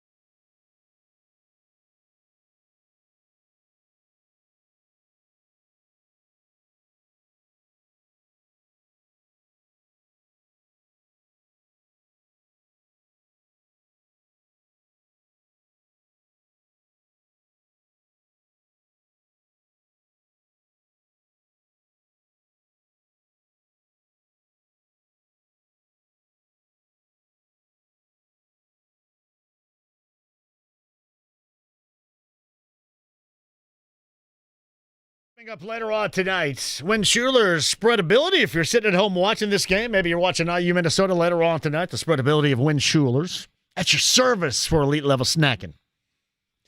Original cheddar. Why do I say original cheddar, by the way, too? I sound like the dude that plays for Dusty on Michigan's team. What's his name? Cheddar? I get caught between cheddar and, itter, if you know what I mean. That's not how you pronounce his name. Be careful with that one right there. I was fine. I said it. Original sharp cheddar, bacon and cheddar, and jalapeno pepper. The elite level snack. And I mentioned tonight, you got a lot of hoop to watch.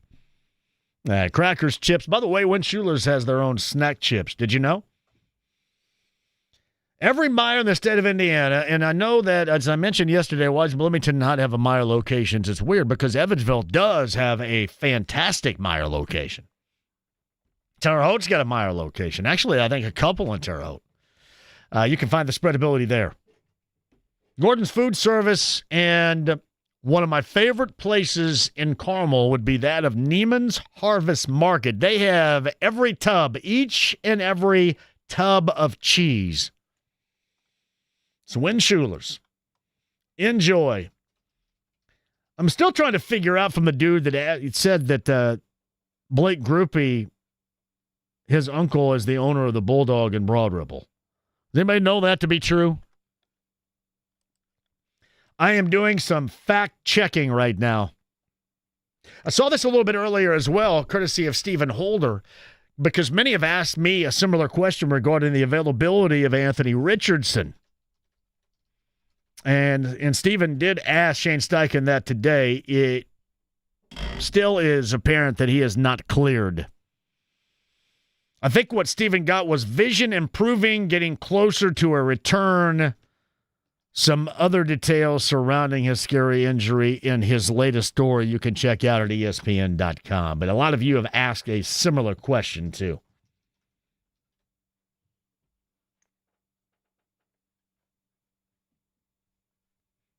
So, and as I talked to Kevin about, this is it. And for those of you that think you're going to get this massive rebuild, if there's a level of disappointment if this Colts team does not make the postseason, obviously there are going to be some fall folks there. Some people are not going to have gigs. But in terms of the quarterback, what do you think they're going to do? What would you have in mind? Like, I asked that of somebody because they said, well, a massive rebuild. The rebuild with what? How might you do that? Simply put, you will not be able to. It's going to be Daniel Jones. And honestly, Daniel Jones has played well. And I still think that if you're going to look at reasons as to why this team has been on a slide, he's compromised, but it's not like he's getting a great deal of protection help right now. And I also question some of the play calling. And again, that is just the playbook in general and how he's been utilized all year. But you have to adjust in ways in which your quarterback matches the mobility, because he's just not the same as he was a month ago. That's certainly one of the issues that I take. But as far as this rebuild, the question I would ask, though, let's just say, for example, it is worst-case scenario, would it have been better off if it would have been a rebuild at the start of the year? Not the season, but the year. And better off not going 7-1 and not getting all excited and not making all these claims. Like, I don't think they're going down this path. I still think that they can yank this thing back up.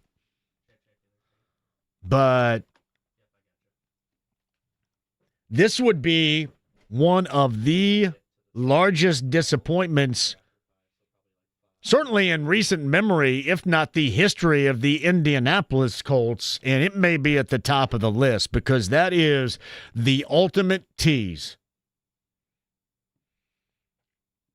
Yeah, you can put a lot of those discussions to bed if you just get yourself a win on Sunday. Again, in a place where you haven't won since 2014. Quick one, I'll come back. Is Jake, I think it's at Binkley's, right? With Michelob Ultra, is that what we're doing? With Ultra, doing a little Papa Shot for Jake? I didn't know Jake was a Papa Shotter. Check in with Jake coming up on the other side. I know we got calls. Tommy's going to lead as well. DeRocco's down in Jacksonville. Duval DeRocco is going to join us from ESPN coming up next. 93.5, 107.5, The Fan.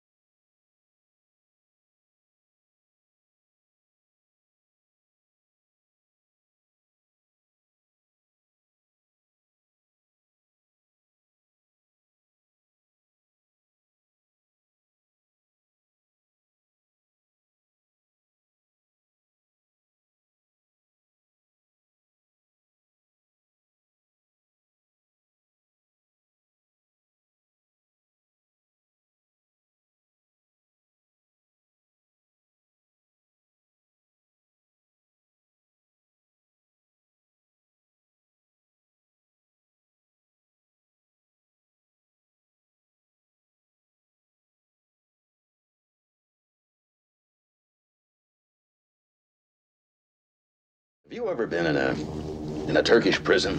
93.5 and 107.5. The Fan. Mike DeRocco, ESPN, ESPN.com's down in Duval. Coming up in just a second. Mike, sit tight. Andy Moore Automotive Group Hotline. He is the midday show host, Query and Company. Noon until 3 here, Monday through Friday on The Fan. Jake Query is staked out at Binkley's along, by the way, with Brandon Smith of Zinc with the superior light beer of Michelob Ultra and a little Papa Shot, Jake. Is that what we're talking about today? John, it's the best. How can you not love it, right? I got Chris and Kevin here from our promotions department getting everybody signed up in terms of the Papa Shot Mick Ultra Challenge, basically, is what it is, right? The guy, look, we love the folks at Zinc. We love Binkley's. I know how much you love them. I know how much they love you. But the chance for folks to come down, John, and it's simple. Come down, let alone you just get a Mick Ultra T-shirt, you get a jersey, whatever it might be. But also, while you're enjoying a Mick Ultra and getting set for the Pacers game tonight, why not partake in the challenge, the little shooting Papa Shot challenge? They're going to record your score, and all of this is part of a tour that we're doing with Mick Ultra that ultimately is going to get somebody tickets to go up to Milwaukee and in person let Miles Turner know what they think about him coming up on February 6th. That includes gift cards and includes a hotel gift card, but ultimately and most importantly, Mick Ultra and Zinc being able to celebrate all of it with them. So tonight's the first night of it. We'll be here at Binkley's till 7, and it's going to be awesome. It's going to be fun. Anytime you're around these guys, it's fun, right, John? I know how much you know that. The superior light beer of Michelob Ultra. By the way, Jake, 95 calories. I love me some Mick Ultra. Love that. Love it. Yes, that is correct. And smooth as can be, right? Not unlike my jumper, which I'll be putting on display here at the Papa Shot. I can promise you that. But I want to get somebody up there to Milwaukee for February 6th, and this is the first of a number of tours we're going to be doing. So we look forward to it tonight, John, till 7 o'clock. Go in and say, I shoot Papa Shot like Paul Mokeski, and Jake will get you right there. That's exactly correct. That is exactly correct. I just don't have man boobs like him, but I'll get you right on. Sitting right here on Kessler. Kessler and College. I can see College from right here, but I can shoot it from Kessler. So come on by and say hi. All right, Jake. We'll catch up with you coming up in just a second again. That is all right, John. Binkley's right there, which we love. Michelob Ultra, the superior light beer. Get back to Jake coming up in a minute. Get there and get some Papa Shot done on this Wednesday. Meantime, on the Andy Moore Automotive Group hotline from ESPN and ESPN.com, long time no talk. DeRocco from Duval joins us now, talking AFC South, AFC, and in particular, Colts and Jags coming up on Sunday. Mike, how are you? I'm doing well. How are you? Well, we're get a little schizophrenia going on, a little Jekyll and Hyde, like the start of 7-1, and now here in the last month, not so good. So I would call them more than just kind of growing pains, right? I'm far from being Kirk Cameron in this scenario. There are some issues that are well below the surface and some that are bubbling up right now around here. Yeah, it was. They were the story of the league. Yeah, that hot start, and they may be at the end of it if they're not careful. Yeah, they're the opposite of the Jags in a way, because the Jags had the tougher part of their schedule early and have already played the Niners and the Seahawks and stuff. And now, unfortunately for the Colts, they're getting them at the end, which I think if you could choose, you'd rather have the tougher part at the end and the earlier part, or the easier part or the tougher part at the beginning and the easier part at the end. Yeah. So Jacksonville playing better in what capacity from what you have seen here recently? Defensively, they have obviously the best rush defense in the NFL. You know, they've sort of simplified things a little bit defensively during the bye week, and that has allowed them to play a little bit better. But to me, the biggest reason this team is winning is they've won 4 of their last 5 games. That includes 2 overtime games on the road. But during that 5-game stretch, they've had 10 starters miss at least 1 game, and most of them have missed multiple. So the fact that they're able to overcome that and they're able to get some really good play from their depth guys is really, honestly, the reason why they've been able to kind of pull back into this AFC South race. And, that's credit to Liam Cohen and the rest of the coaching staff. Offensively, they lose Travis Hunter. They had Brian Thomas Jr. down for 2 games, and they bring in Jacoby Myers, and then a guy like Parker Washington steps up. Tim Patrick steps up. And they've just got guys making key plays here and there. Offensively, the offensive line has been, battered by injuries, but they keep bringing guys in, and they're able to step in and play pretty well. So, it's a real, like I said, testament to Liam Cohen and the depth of this roster that they put together with James Gladstone that they're able to kind of be in the position they're in right now. Liam Cohen, has he been everything that many people thought he was going to be in year number one as head coach there?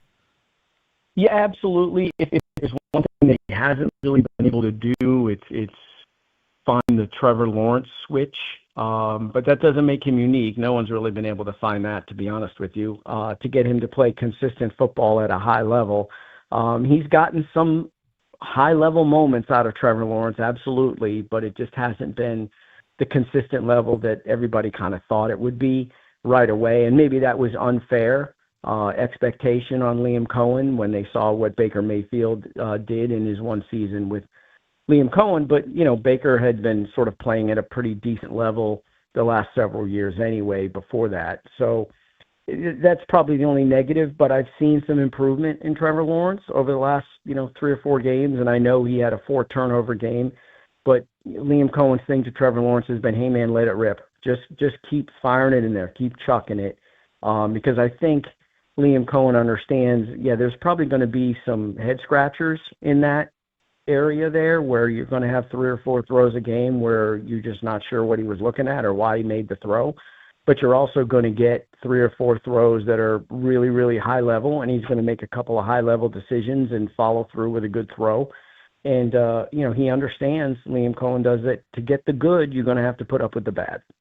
So, Mike Duraco of ESPN and ESPN.com is in Jacksonville. He's on the Andy Moore Automotive Group hotline. Of course, 10 a.m. I'll get you started with the Colts pregame huddle coming up on Sunday morning here on 93.5, 107.5 The Fan with the Colts and the Jacksonville Jaguars. Common thread with the futility of the Colts since 2014 in Jacksonville has been a lot of domination of whomever we're talking about. It's been a laundry list of names along the defensive line for the Jacksonville Jaguars, getting to the Colts, the quarterback, and causing mistakes. And that would, I think, be, unfortunately, a bad omen for this Colts team right now that's struggling on the offensive line and also struggling with a lack of mobility with an injury-compromised quarterback at this time. Would you agree? Yeah, absolutely. I mean, that's something that you're the Jags. Daniel Jones is a hell of an athlete. I think we've seen that throughout his career, and he can make a lot of plays with his legs. But if he's limited, that obviously, is a huge advantage. Now, the flip side of that is I don't think Trayvon Walker's playing again. He's going to miss, I think, his 3rd straight game with a knee injury. Defensive tackle Eric Armstead, who was second on the team in sacks and has really kind of gotten a good push, giving them pretty much the only pass rush up the middle. He didn't play last week with a hand injury, tried to go with a club, and it didn't work. So I'm not sure whether he's going to play this week either. So there's a lot of young guys that are going to have to step in. And they did a solid job the last couple of weeks, but, it's not the same as having those frontline rushers there. So a lot of it's going to fall on Josh Hines-Allen. And he's been phenomenal the last 2 weeks. I mean, he was sitting on 55 career sacks, tied with Tony Brackens for the franchise record. Finally gets the record against the Chargers in Week 11, and then the last 2 weeks he's been absolutely on fire since getting that record. 16 quarterback pressures, the most in the league, 3 sacks. He's just been as good as he was back in 23 when he had 17 and a half sacks. So a lot of it is going to have to fall to him if those other guys can't play. Yeah, when you look at this, you mentioned the schedule a little bit earlier too. I mean, some quality wins with the Jaguars, but most recently, kind of like the Colts, would you agree that they took advantage of a slight schedule? Was there a little bit of fool's gold into that 7-1 start, or did you see a lot of legitimacy on both sides of the football, certainly when they were healthy and looked better at that point in time? For the Colts? Yeah. I mean, look, they beat Denver, which right now looks like one of the 2 best teams in the AFC. Won at Tennessee, thumped them much better than the Jags did. Beat Vegas, destroyed Vegas. The Jags had to hold on and win that game. both teams beat the Chargers, which is a little bit of a surprise. I thought the Chargers were going to be better than that. But look, Jonathan Taylor's an MVP candidate, no question about it. And until, getting banged up recently, you could make the argument for Daniel Jones. But, look, you play the schedule that's in front of you, and believe me, I've covered this franchise long enough to know the Jags that just because you're supposed to win a game doesn't mean you're going to win a game. And, what the Colts did to take control of the division early, look, they were the biggest surprise in the league. And I still think they're a really, really good team. Like you said, the injuries have mounted a little bit now, probably no Sauce Gardner this week. So, this is a game that I think if Jonathan Taylor can go off, then I think the Colts win. But it's really interesting. I was looking up his numbers. I was like, hey, what is, just curiously, what has, Taylor done in Jacksonville against the Jags? And he's played 4 games, didn't play in 24, and I was stunned. He had never rushed them more than 77 yards in any of the 4 games that he's played in Jacksonville, and lost all 4. So that was very, very surprising to me. So I think the key is if the Jags can kind of limit him, then they've got a chance to win this game. But if they can't, then it's going to be a long day here in Everbank Stadium. Well, listen, you saw Houston just got to Daniel Jones because they had a couple of guys in particular that were capable individually, and Anderson, certainly, and Hunter of getting to Daniel Jones, but they also blitzed a great deal. You saw Steve Spagnuolo in the fourth quarter when Kansas City was down 11 at home to the Colts. They started blitzing, and you see, obviously, the lack of mobility with Daniel Jones. So is they going to be bringing everybody in Jacksonville defensively and see how the Colts offensive line and the Colts offense handle the blitz once again on Sunday? Is that the expectation scheme-wise? They'd rather not have to blitz. But, they're getting healthier in the secondary. They should have Eric Murray back. Jordan Lewis is back, so that's a good deal for the Jags. But, obviously, if they can make the Colts one-dimensional, especially into that, fourth quarter, and turn it into a Daniel Jones has got to stand back there and try and beat the Jags, then they're going to get as much heat on them as they can. But I think early in the game, they would prefer not to blitz if possible. But a lot of that also depends on, like what I mentioned before. Are they getting there with 4? Is Dennis Gardeck giving them anything? Is Devin Lloyd, when they ask him to rush, is he giving them anything? What do the young guys, B.J. Green and Danny Strigow, give them?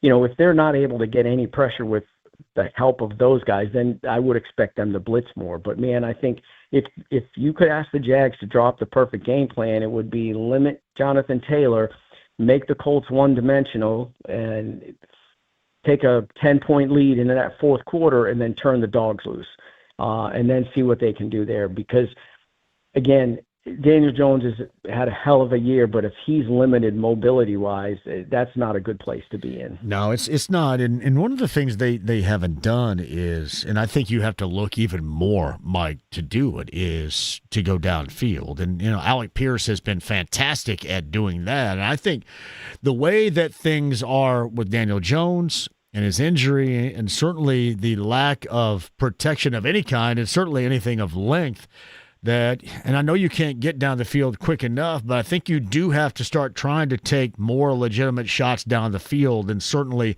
what this team has. And I think in general terms, Shane Steichen looks to me like he's tried to handle Daniel Jones in a fashion in which we saw a healthy Daniel Jones in September, not what he has right now in a compromised injury quarterback in Daniel Jones. Yeah, and here's the thing. The Jags are susceptible to stuff down the field. Andrew Wingard is a really good safety in run support, and he's a good safety in terms of being where he's supposed to be, but he's not a man cover guy. He's not a guy you really want running down the field with a wide receiver. He's not the guy that you want on any of the tight ends in the NFL, because he's just not able to keep up. So they've given up some plays down the field, especially the tight ends, and that's an area to watch as well. But look, that if there's a weakness to the Jags defense, it's definitely in the back end of the secondary at safety. But Murray's coming back, and he may not be all world, but the one thing they brought him here for, and the one thing they've loved about him before he got hurt, was the communication and the ability to make sure that everybody is where they're supposed to be. And he's made some plays in the back end of that secondary as well. That's a big get back for the Jags this week. But, Pierce is he's averaging like 21 yards a catch, which is phenomenal. So they can get a couple of shots on the Jags down the field, then, that changes things for sure, if they can protect. Mike's funny. He's gone to somewhat of a question mark as to how much you want to pay him and how much you want to bring him back, and now he's absolutely essential personnel to certainly bring back for the longer term in the Colts' offensive grand scheme of things. Mike Duraco of ESPN is on the Andy Moore Automotive Group hotline. Before I let you go, I also have to ask you about a team that is also lurking within the AFC South, and that is the Houston Texans. C.J. Stroud was back. Wasn't Stroud-esque, but clearly they leaned defensively a great deal, and that here recently is getting it done for D'Amico Ryans and that team. Yeah, look, play to your strengths, and that's exactly what the Houston Texans have on defense. It's their strengths. And that's a team nobody wants to play right now. Nobody. And you definitely don't want to see that team in the postseason if you make the postseason. You don't want to have to go to Houston. You don't want to see those two edge rushers coming right at you. I honestly, if you asked me and made me sit here and say, who do I think really is going to win the AFC South right now, I might pick the Texans just because of that defense. I mean, it sounds ridiculous, but, man, they're getting hot at the right time. And when you can play defense in this league like that and take it away and rush the passer, man, you're a dangerous, dangerous team. And, that's the Colts opponent in Week 18, right? I can see that game right there being a winner gets in, loser goes home type of thing, which, great for the NFL, not good if you're, either one of those teams. But, yeah, that team would scare the hell out of me in the postseason if I have to go play that team. We always say hindsight's 20/20. In hindsight, trade deadline deal, and I have to say this all the time, I was for the win now mentality of Sauce Gardner, but now he has a calf injury, going to be a DNP in practice today, won't play on Sunday. We'll see the timetable for his return. As it's said, he is week to week. But when you look back on that for two number ones at A.D. Mitchell, was that a good deal, or does it still all come down to exactly what this team is able to do this year? No, I like the deal. I did because, look, if you're going to win in this league, you got to be able to deal with the quarterbacks in this league. And I get it. I mean, I get Joe Burrow. They're probably not going to make the postseason. But, I mean, you're going to have to deal with Bo Nix. You're going to have to deal with Drake May. You're going to have to deal with Josh Allen, maybe Lamar, whoever comes out of the AFC South, the AFC North, most likely Lamar. Look, you got to be able to cover guys. He takes away half of the field, and he takes away the best receiver. I like the deal a lot. I thought that actually was probably the best trade acquisition in the entire league, even better than what the Cowboys did. So I thought it was a great deal. I still think it's a great deal. And when he gets healthy, he's every bit, one of the two or three best corners in the league. If you had to pick one of three teams, the Jags, the Colts, or the Texans to win this division right now, who would you pick? Man. I said just a few minutes ago, I'd probably pick the Texans, but that's probably I think it's either going to be the Texans or the Colts. I really do. I'm still not 100% all in on the Jags here. I think they've still got some issues that they've got to deal with. But I guess right now, if you made me choose, I'd probably take the Texans, which doesn't really sound smart, but I just think that defense is so elite, and they've got it rolling. And as you guys know, momentum's a funny thing. You get momentum at the end of the season, and it can carry you a long way. It's Mike Duraco of ESPN and ESPN.com. He'll be there coming up on Sunday. Again, 1 o'clock to start. We'll get you started at 10 a.m. here on the Colts pregame huddle, 93.5 and 107.5 The Fan. Mike is on the Andy Moore Automotive Group hotline. Pleasure to have you back. I'm sure we'll do it again here at the end of the season. But thanks for the knowledge, and enjoy the game on Sunday. Enjoy the rest of the week. Thanks, man. I appreciate you guys having me. Duraco is back. Duraco of Duval on the Andy Moore Automotive Group hotline. Jake going to rejoin coming up in just a bit, too. The superior light beer of Michelob Ultra brings you Jake Query and Papa Shot. Did he say their chance to go to Milwaukee? Oh, is he on there right now? Oh, we can do it. Jake, are you there standing by at Binkley's? I am here. A chance indeed. Milwaukee. I think February 6th, Bucks and Pacers up in Milwaukee. Wow. I love Milwaukee. Great city in Milwaukee. And when you think of Milwaukee, what do you think of? Like Laverne, Shirley, and then breweries. When you think of breweries, what do you think of? The best one around, Mick Ultra and Zinc Distributing. And that's who I'm here with at Binkley's, and we're going to be here till 7. It's simple, John. You come out. Listen, you'd be a ringer at this. I know. Tony Donahue used to come out and ring at these too. You come out, you do your Papa Shot, we record your score, and then whoever ultimately gets the best score throughout our tour of these, we're going to send you to Milwaukee to go watch Pacers Bucks. Awesome. That is great, and the Bucks may look significant. Go ahead. No, I was going to say I just missed a shot and I about knocked everything over here because I got kind of a high rebound and nobody, Kevin and Chris weren't here to pull a Dennis Rodman and get it for me. But yes, that game with the Bucks, indeed, they may look significantly different because you've been pointing this out forever that Giannis has got one foot out the door in Milwaukee. Right? I was absolutely shocked by how disengaged he was on Monday. They lost to the Wizards, and looked like he could have been any place else other than there. It was shy. He looked like a guy that was ready to bail. I think when they got Miles, there was the thought that like that was going to be some sort of a final piece, and it hasn't. And I'm not nothing against Miles or the way he's played. I just think that the way that they built that roster is peculiar, to say the least. And yes, it does look like Giannis wants his way out, but nonetheless, it's a rivalry that is budding and growing, and it only gets bigger now with Miles and Bobby Portis, the whole deal. So we look forward and any time I can come out here with Zinc and Mick Ultra and have as you mentioned, just 95 calories, John. Yes. Right? So if you're in the area, stop by Binkley's right now, and even if you don't want to do the Papa Shot, you got to get a Mick Ultra while you're here. You do, and a shout out to our friends at Zinc, and by the way, Miles has been horrible so far this year. I mean, and again, what you notice the most is there is a good Miles with Tyrese Halliburton, and then there's this Miles. And this is the Miles when Sabonis was here in Indy. This is what that Miles Good way like. of saying it. Yeah, good way of saying it. They do not use him in the same way of offensive facilitation like he was used here, and they're not showcasing what he can do. No doubt about that. Nope. No doubt about it. He got paid and he got loved, and it's going to be interesting to see who's all going to be up there with him come the end of the season. Jake, we'll check back in a little bit later on. Sounds good, John. Binkley's. It's Jake. Stop by and see him at Binkley's. And what a great place that is. Was college in Kessler at Binkley's? Michelob Ultra, the superior light beer, brings the Papa Shot contest. You mentioned Kevin and Chris up there, too. Hey, tomorrow we're going to be in Columbus. I'll explain that coming up on the other side. I got time for your calls. If you guys are on hold, that's great. If you're not, get there. A little conversation. How long do we have after 6 tonight, too? 10 minutes after 6.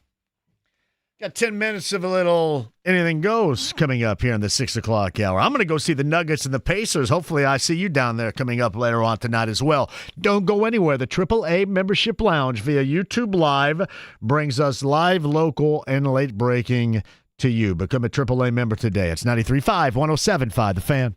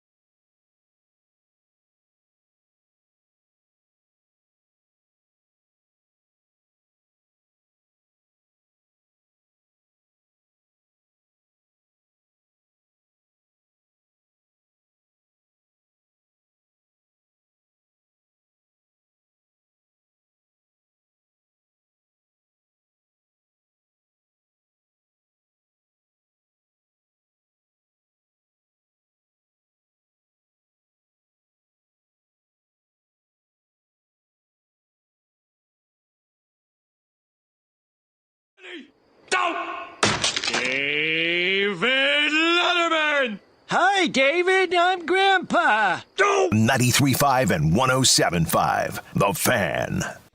Chad Brown tomorrow, right? He's going to be a part of the Big Ten championship game broadcast. Is that Compass Radio Network? That is correct.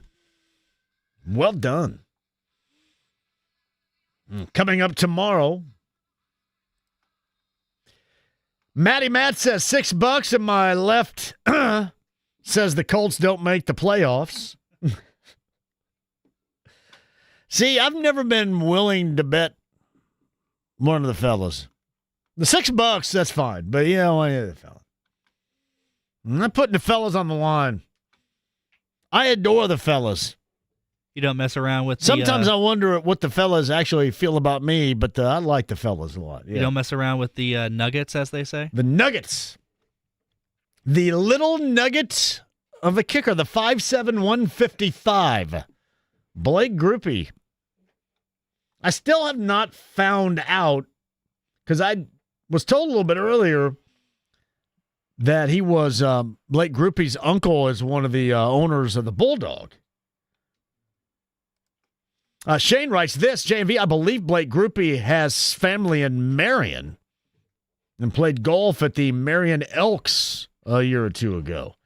Somebody had told me that one of the partners, I guess, in this case, of the Bulldog would be his uncle, Blake Grupe. But I have not had verification of that just yet. You guys let me know. JMV, I plan on joining you down in Columbus tomorrow. Thank you. Large C Bourbon Locks, Luna Azul Tequila Shots. JMV, I heard you talk a little bit earlier. The commercial with Dean Biasucci, that was for Waffle House. That was the campfire commercial. I said it was Pedigo Chevrolet. No horsing around. I thought sure that was Biasucci. We're talking about former Colts kickers and certainly, too, a place kicker and a punter that never back in the day, that particular era, passed a mirror where they did not stop and look longingly at their reflection into it. They're both very proud of their handsome, chiseled features, Biasucci and Ron Stark. Then why not? 239-1070 is that number. Our guy Billy is up next. Hello, Billy. How are you?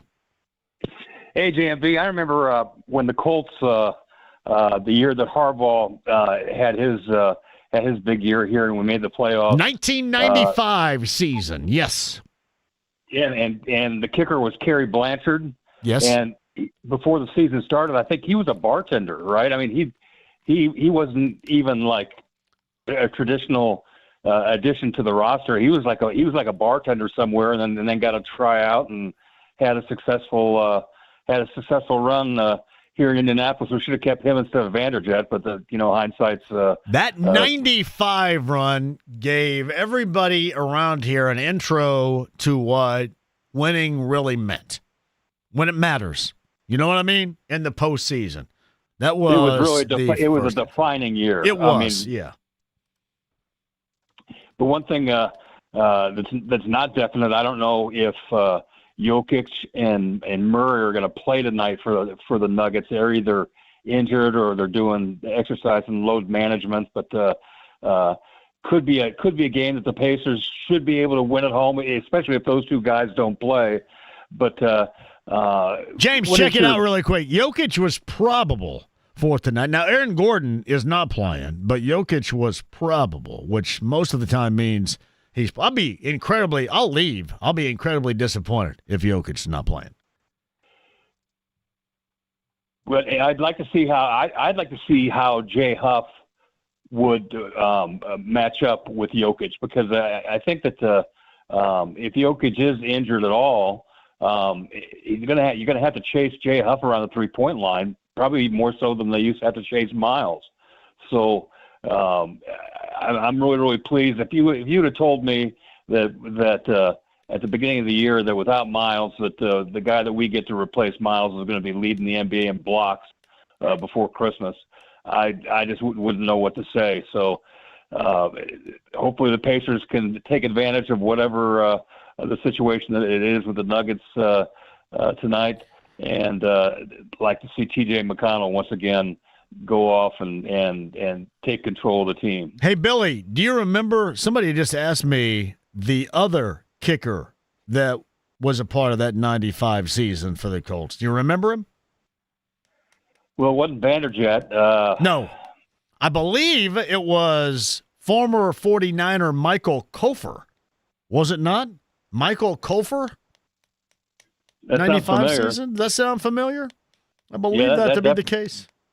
That definitely sounds familiar. He was, I think he was their kicker when Joe Montana was the quarterback. Michael Kofer. Yes, I thought. Yeah, he and you mentioned Kerry Blanchard, and rightly so. But the hopes of the season rides on this guy's legs. So there's we all know there's gonna be a couple games where he's gonna have to hit from over 50. So stay tuned. We'll see what happens, and we'll see you on Friday down at Tiebreakers. Tiebreakers. Thank you, Billy, for the call. Tiebreakers on Mass Ave, Bud Light Blue Friday.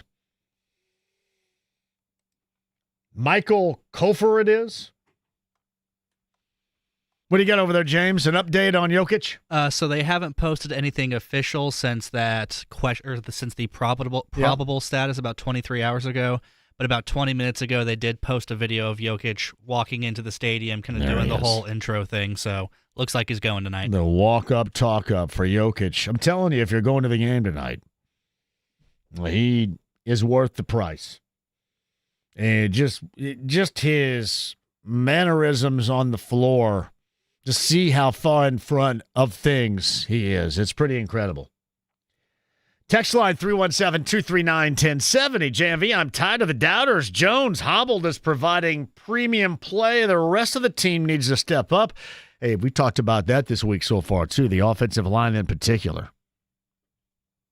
The head coach and play calling. Can we mesh this together to maybe more equate to the present health of your quarterback? And I'm sorry, I'm not the only one that suggests that. I mean, people that have actually been in the NFL also have said the same thing. This is not just me putting together some half-assed theory. Now, that is where I live, the world of half-assed theories, but this is now one. Completely agree with that. The rest of the team, in fact. Yeah.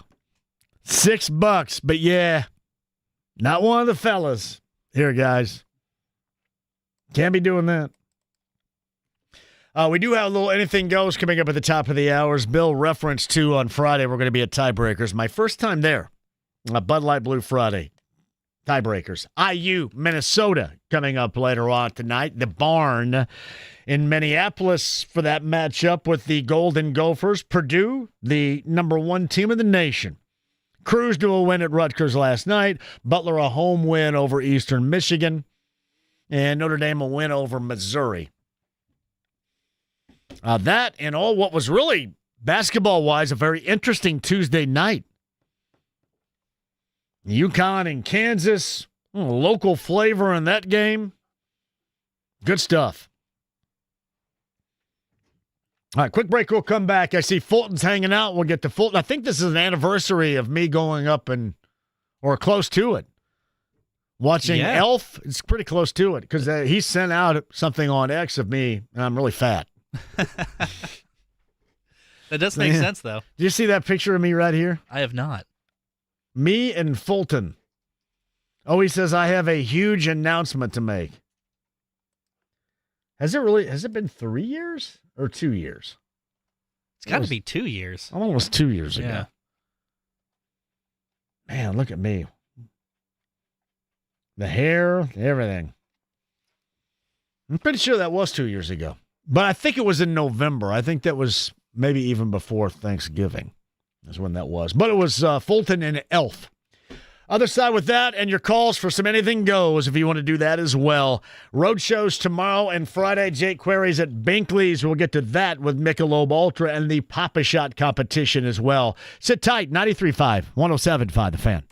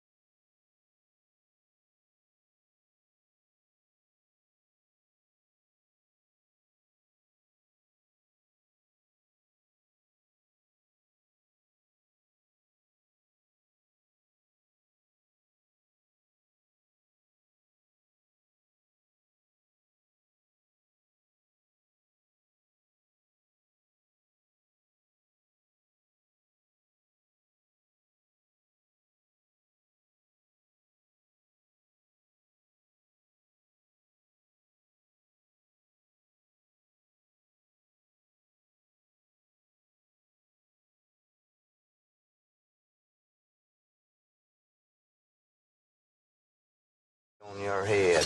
Just drive fast, okay? 93.5 and 107.5. The Fan. Nuggets Pacers later on tonight. Oh, crank this up. Give me a little fantasy from Earth, Wind, and Fire. Got a Colts update tonight? Colts update, which leads to Pacer pregame. That's why I got to do some Anything Goes. Coming up here, top of the hour. Hey, can I make sure that I get everybody out tomorrow? We have to make an incredible first impression at the garage. Now, it's the second time I've done a live show in Columbus. But I want to make sure that we get back. And here's what's interesting. For those of you that have asked, from what I have heard, I think we're going to start going out to some other areas. And it was funny. Yesterday, Brent Holverson actually texted me and said, hey, what do you think about trying to do a live show in Lafayette? And I said, hell yeah. But I kind of want to do one in Lafayette before a Boilermaker game up there. So that's coming up. We're trying. And by the way, if you know of a bar, a tavern, an establishment that would like to have us out, especially if they're a little bit further out, let me know. I love the fact we're going to Columbus, the garage tomorrow. Larceny Bourbon Locks, Luna Azul Tequila Shots, week number 14 for you. Yeah, make sure you join us so we can have one hellaciously awesome time. Speaking of which, Binkley's right now. Midday show, Query and Company. Our good friend Jake Query's there with Michelob Ultra, the superior light beer for Papa Shot. Hello, Jake.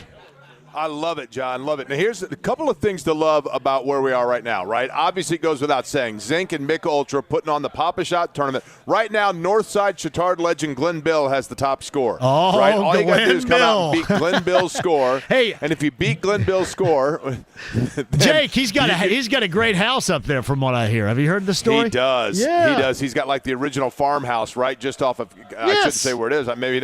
Maybe somebody will go there and try to unseat his score, because if you do, this is the first of a number of stops we're doing with Zinc and Mick Ultra for Papa Shot. And ultimately, the ultimate high score, we're going to send you to go see Pacers Bucks February 6th in Milwaukee. But right here with Mick Ultra at Binkley's is awesome, John, because not only do you have your chance to win a Mick Ultra jersey, not only can you get Mick Ultra swag and have a Mick Ultra while you're here, but Binkley's also has done an unbelievable job with their private rooms of kind of becoming like an Indy 500 theme bar restaurant. So if you also love the 500, you will love. You could spend hours in here just looking at the photos and then the two private rooms they have here for events. But right now, the event is this Papa Shot with Mick Ultra and Zinc, and we're loving every minute of it. Oh, man, that's outstanding. I'm jealous. It is. I love, and I know you don't get the opportunity to go out very often. You got to hang out with our guy Sleater last week up in Fishers, but man, these are great times. This is what it's all about. I love when I get to go out, but I bet you love going out too. I do, especially when it's right here kind of in the area I grew up in, right? So I love the north side folks. I love all of Indy, but being right here in my footprint is absolutely fabulous. And you mentioned Earth, Wind, and Fire. Yeah. We got the fire right here. We got the heaters working because we're right here kind of in the patio area. Obviously, no better place on earth, and the wind might throw off your shot a little bit on the Papa Shot. But no worries. Chris, Kevin, myself, Mick Ultra, we got it all covered, John. That is awesome. So, Jake, you're going to be up there until when at Binkley's today? 7 o'clock. Be here till 7, and then, John, shortly after, I will head to the arena and watch the Joker. I know you're going to be there as well, and that'll give us plenty to talk about tomorrow as well. The Joker, the Smoker, the Midnight Toker? That's right. That's exactly right. Steve Miller, the whole deal. Christina's here from Hoagies and Hops. I mean, we got the whole thing going on. It's awesome out I've never here. been there. Absolutely I awesome. can't eat Hoagies and Hops right now, but I've never been there. Man. Is that pretty money? Listen. Christina wants to go to Milwaukee. Sign up. Christina, high score, February 6th. We're sending you to Beer City, baby. Get yourself a Mick Ultra. All right, brother.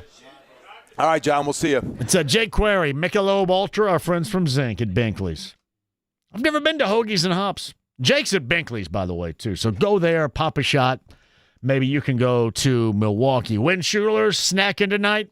You got Pacers, Nuggets, you've got IU, Golden Gophers, you got hoops, you got all the enjoyment of Wenschuler's from original sharp cheddar, bacon and cheddar, and jalapeno pepper. Wenschuler's spreadability.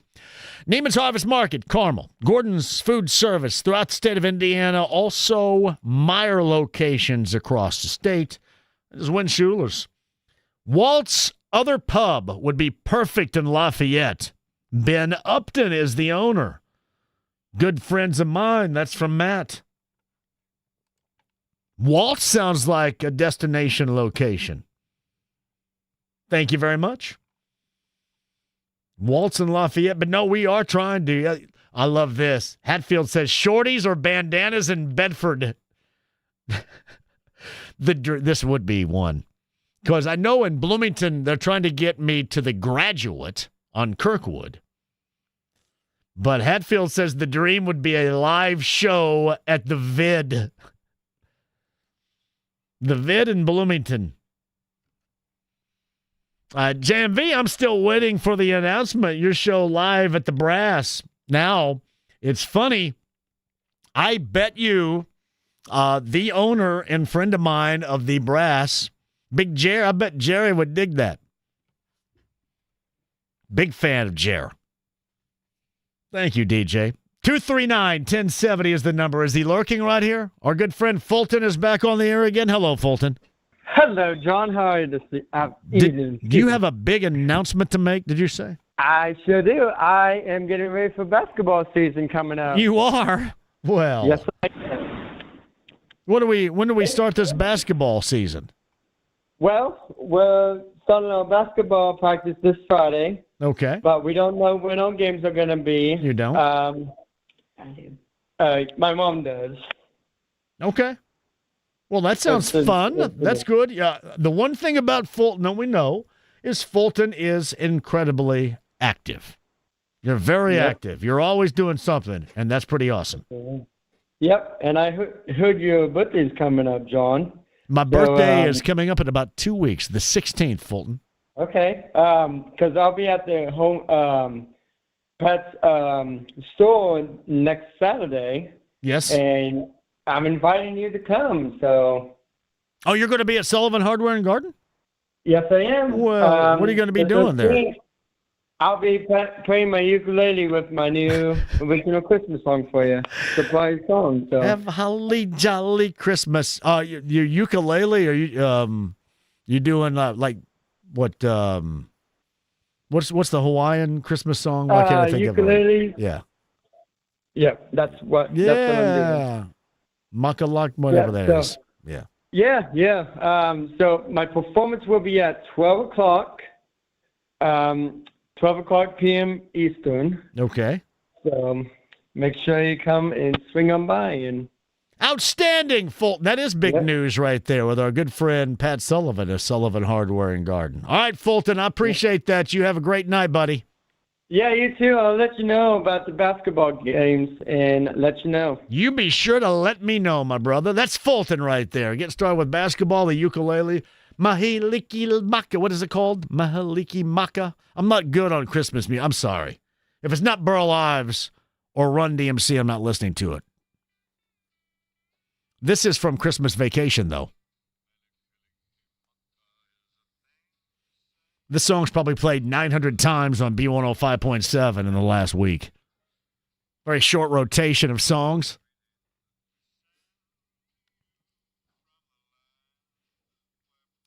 Where is Christmas Vacation in terms of Christmas movies? Is it up there with Die Hard? I don't think I'd rank it on the same level as Die Hard. I'm sorry. Die Hard to me is the Christmas movie. But if you were going to watch, if you could only choose one, would it be Die Hard, Christmas Vacation, or Home Alone? You can only choose one. That's easy for me. Die Hard. You can only choose one, Home Alone or Christmas Vacation. Probably Christmas Vacation. Is Planes, Trains, and Automobiles similar? That's for Thanksgiving, though, right? Yeah. I don't think of that as a Christmas movie. Good movie, though. Yeah. I would probably still go Christmas Vacation. Probably. Over Die Hard? No, not over Die Hard. Okay. Of course not. No. Over Home Alone. Yeah. Probably. I agree with that. Christmas Vacation was pretty good. Fulton right there. All right, we got some Anything Goes coming up after 6. What do you guys got for me? Anything good? Can you bring it? About 8-10 minutes or so I can get you the Colts Daily Update and then to Pacer pregame tonight. Nuggets and the Pacers at Gainbridge Fieldhouse. I'm going to look for you guys there. Jokic tonight, everybody. Anything Goes coming up on the other side at 239-1070. Let's hear from you. 93.5, 107.5, The Fan.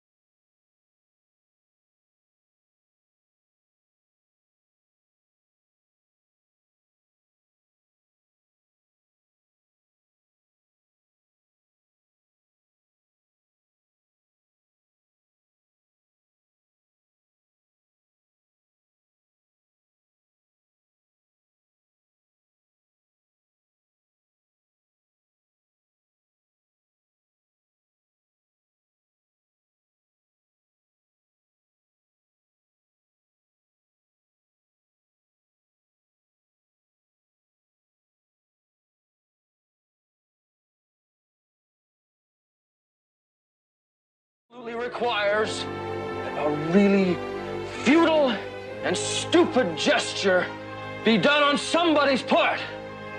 We're just the guys to do it. 93.5 and 107.5. The Fan.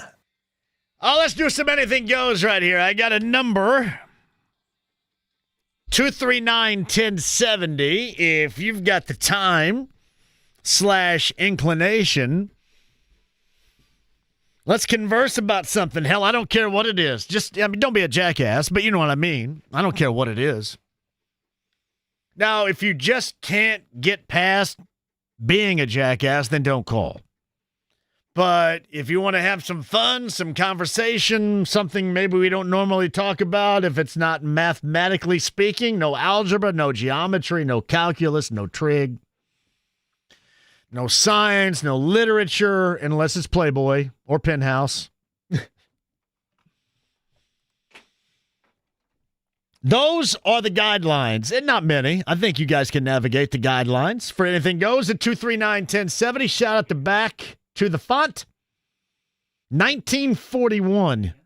Did you know, back, that I saw 1941 in the Indiana Theater? Now it is the Buzzkirk Chumley Theater on Kirkwood in Bloomington when it was released. John Belushi, Dan Aykroyd, John Candy.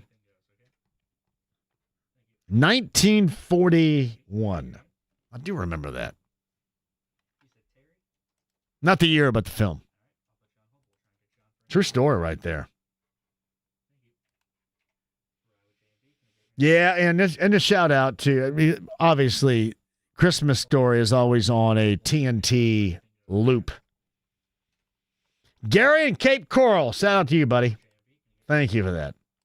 All right, let's do some anything goes. We got to hustle up. Is this Pineapple Nick on here? We haven't heard from him in a while. Number 4, Pineapple Nick. Hello, Nick. Hey, JMV, how you doing, man? Where you been, brothers?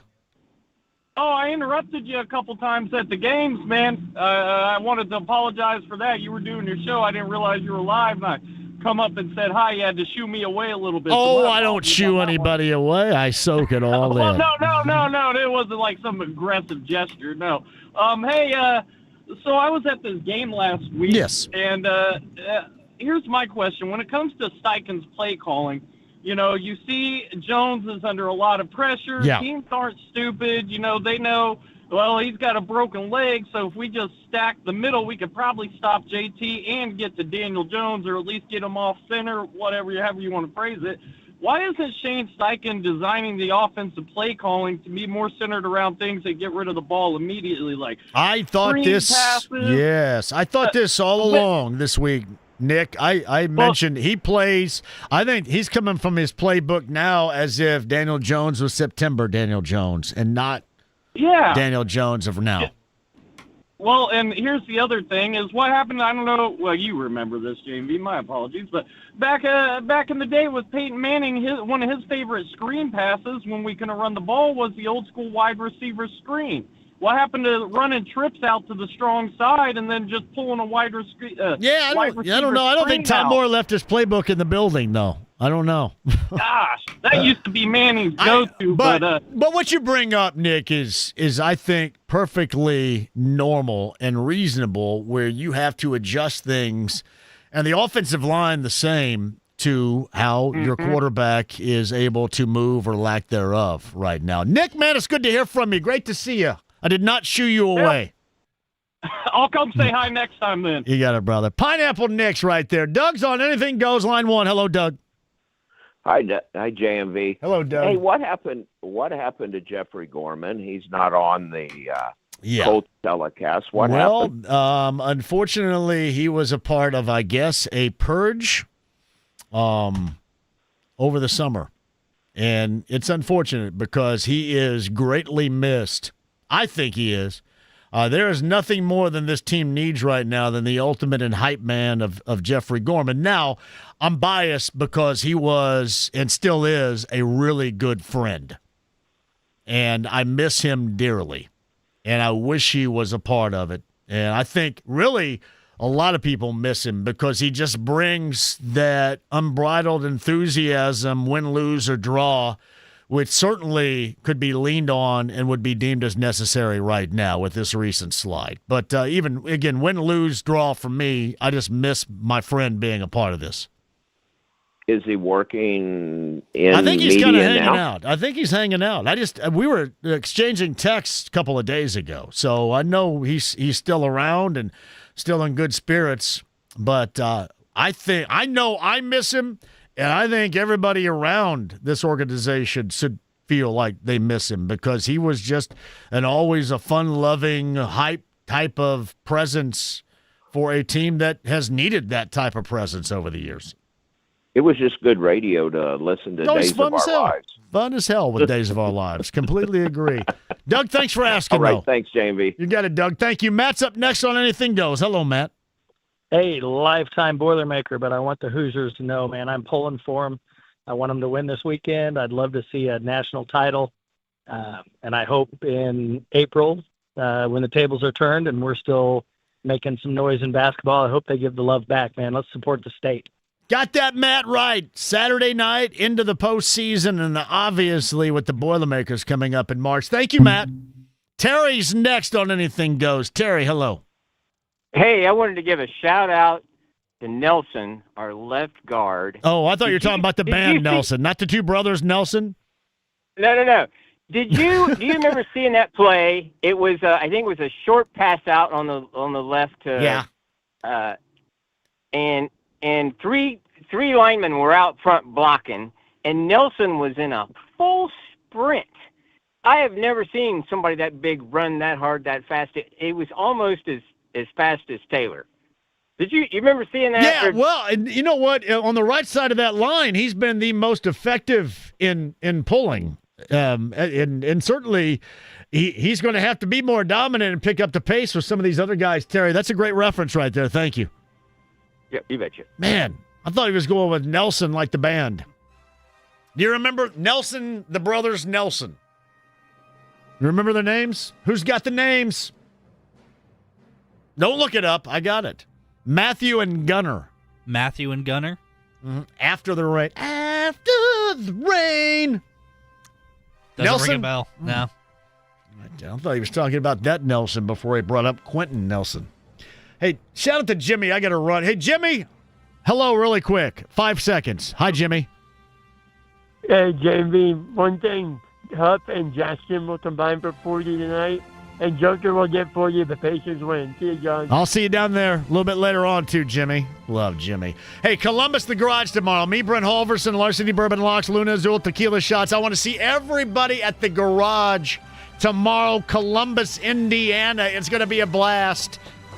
Colts Daily Update, Pacer pregame, Pacers Nuggets tonight, 93.5, 107.5. The Fan.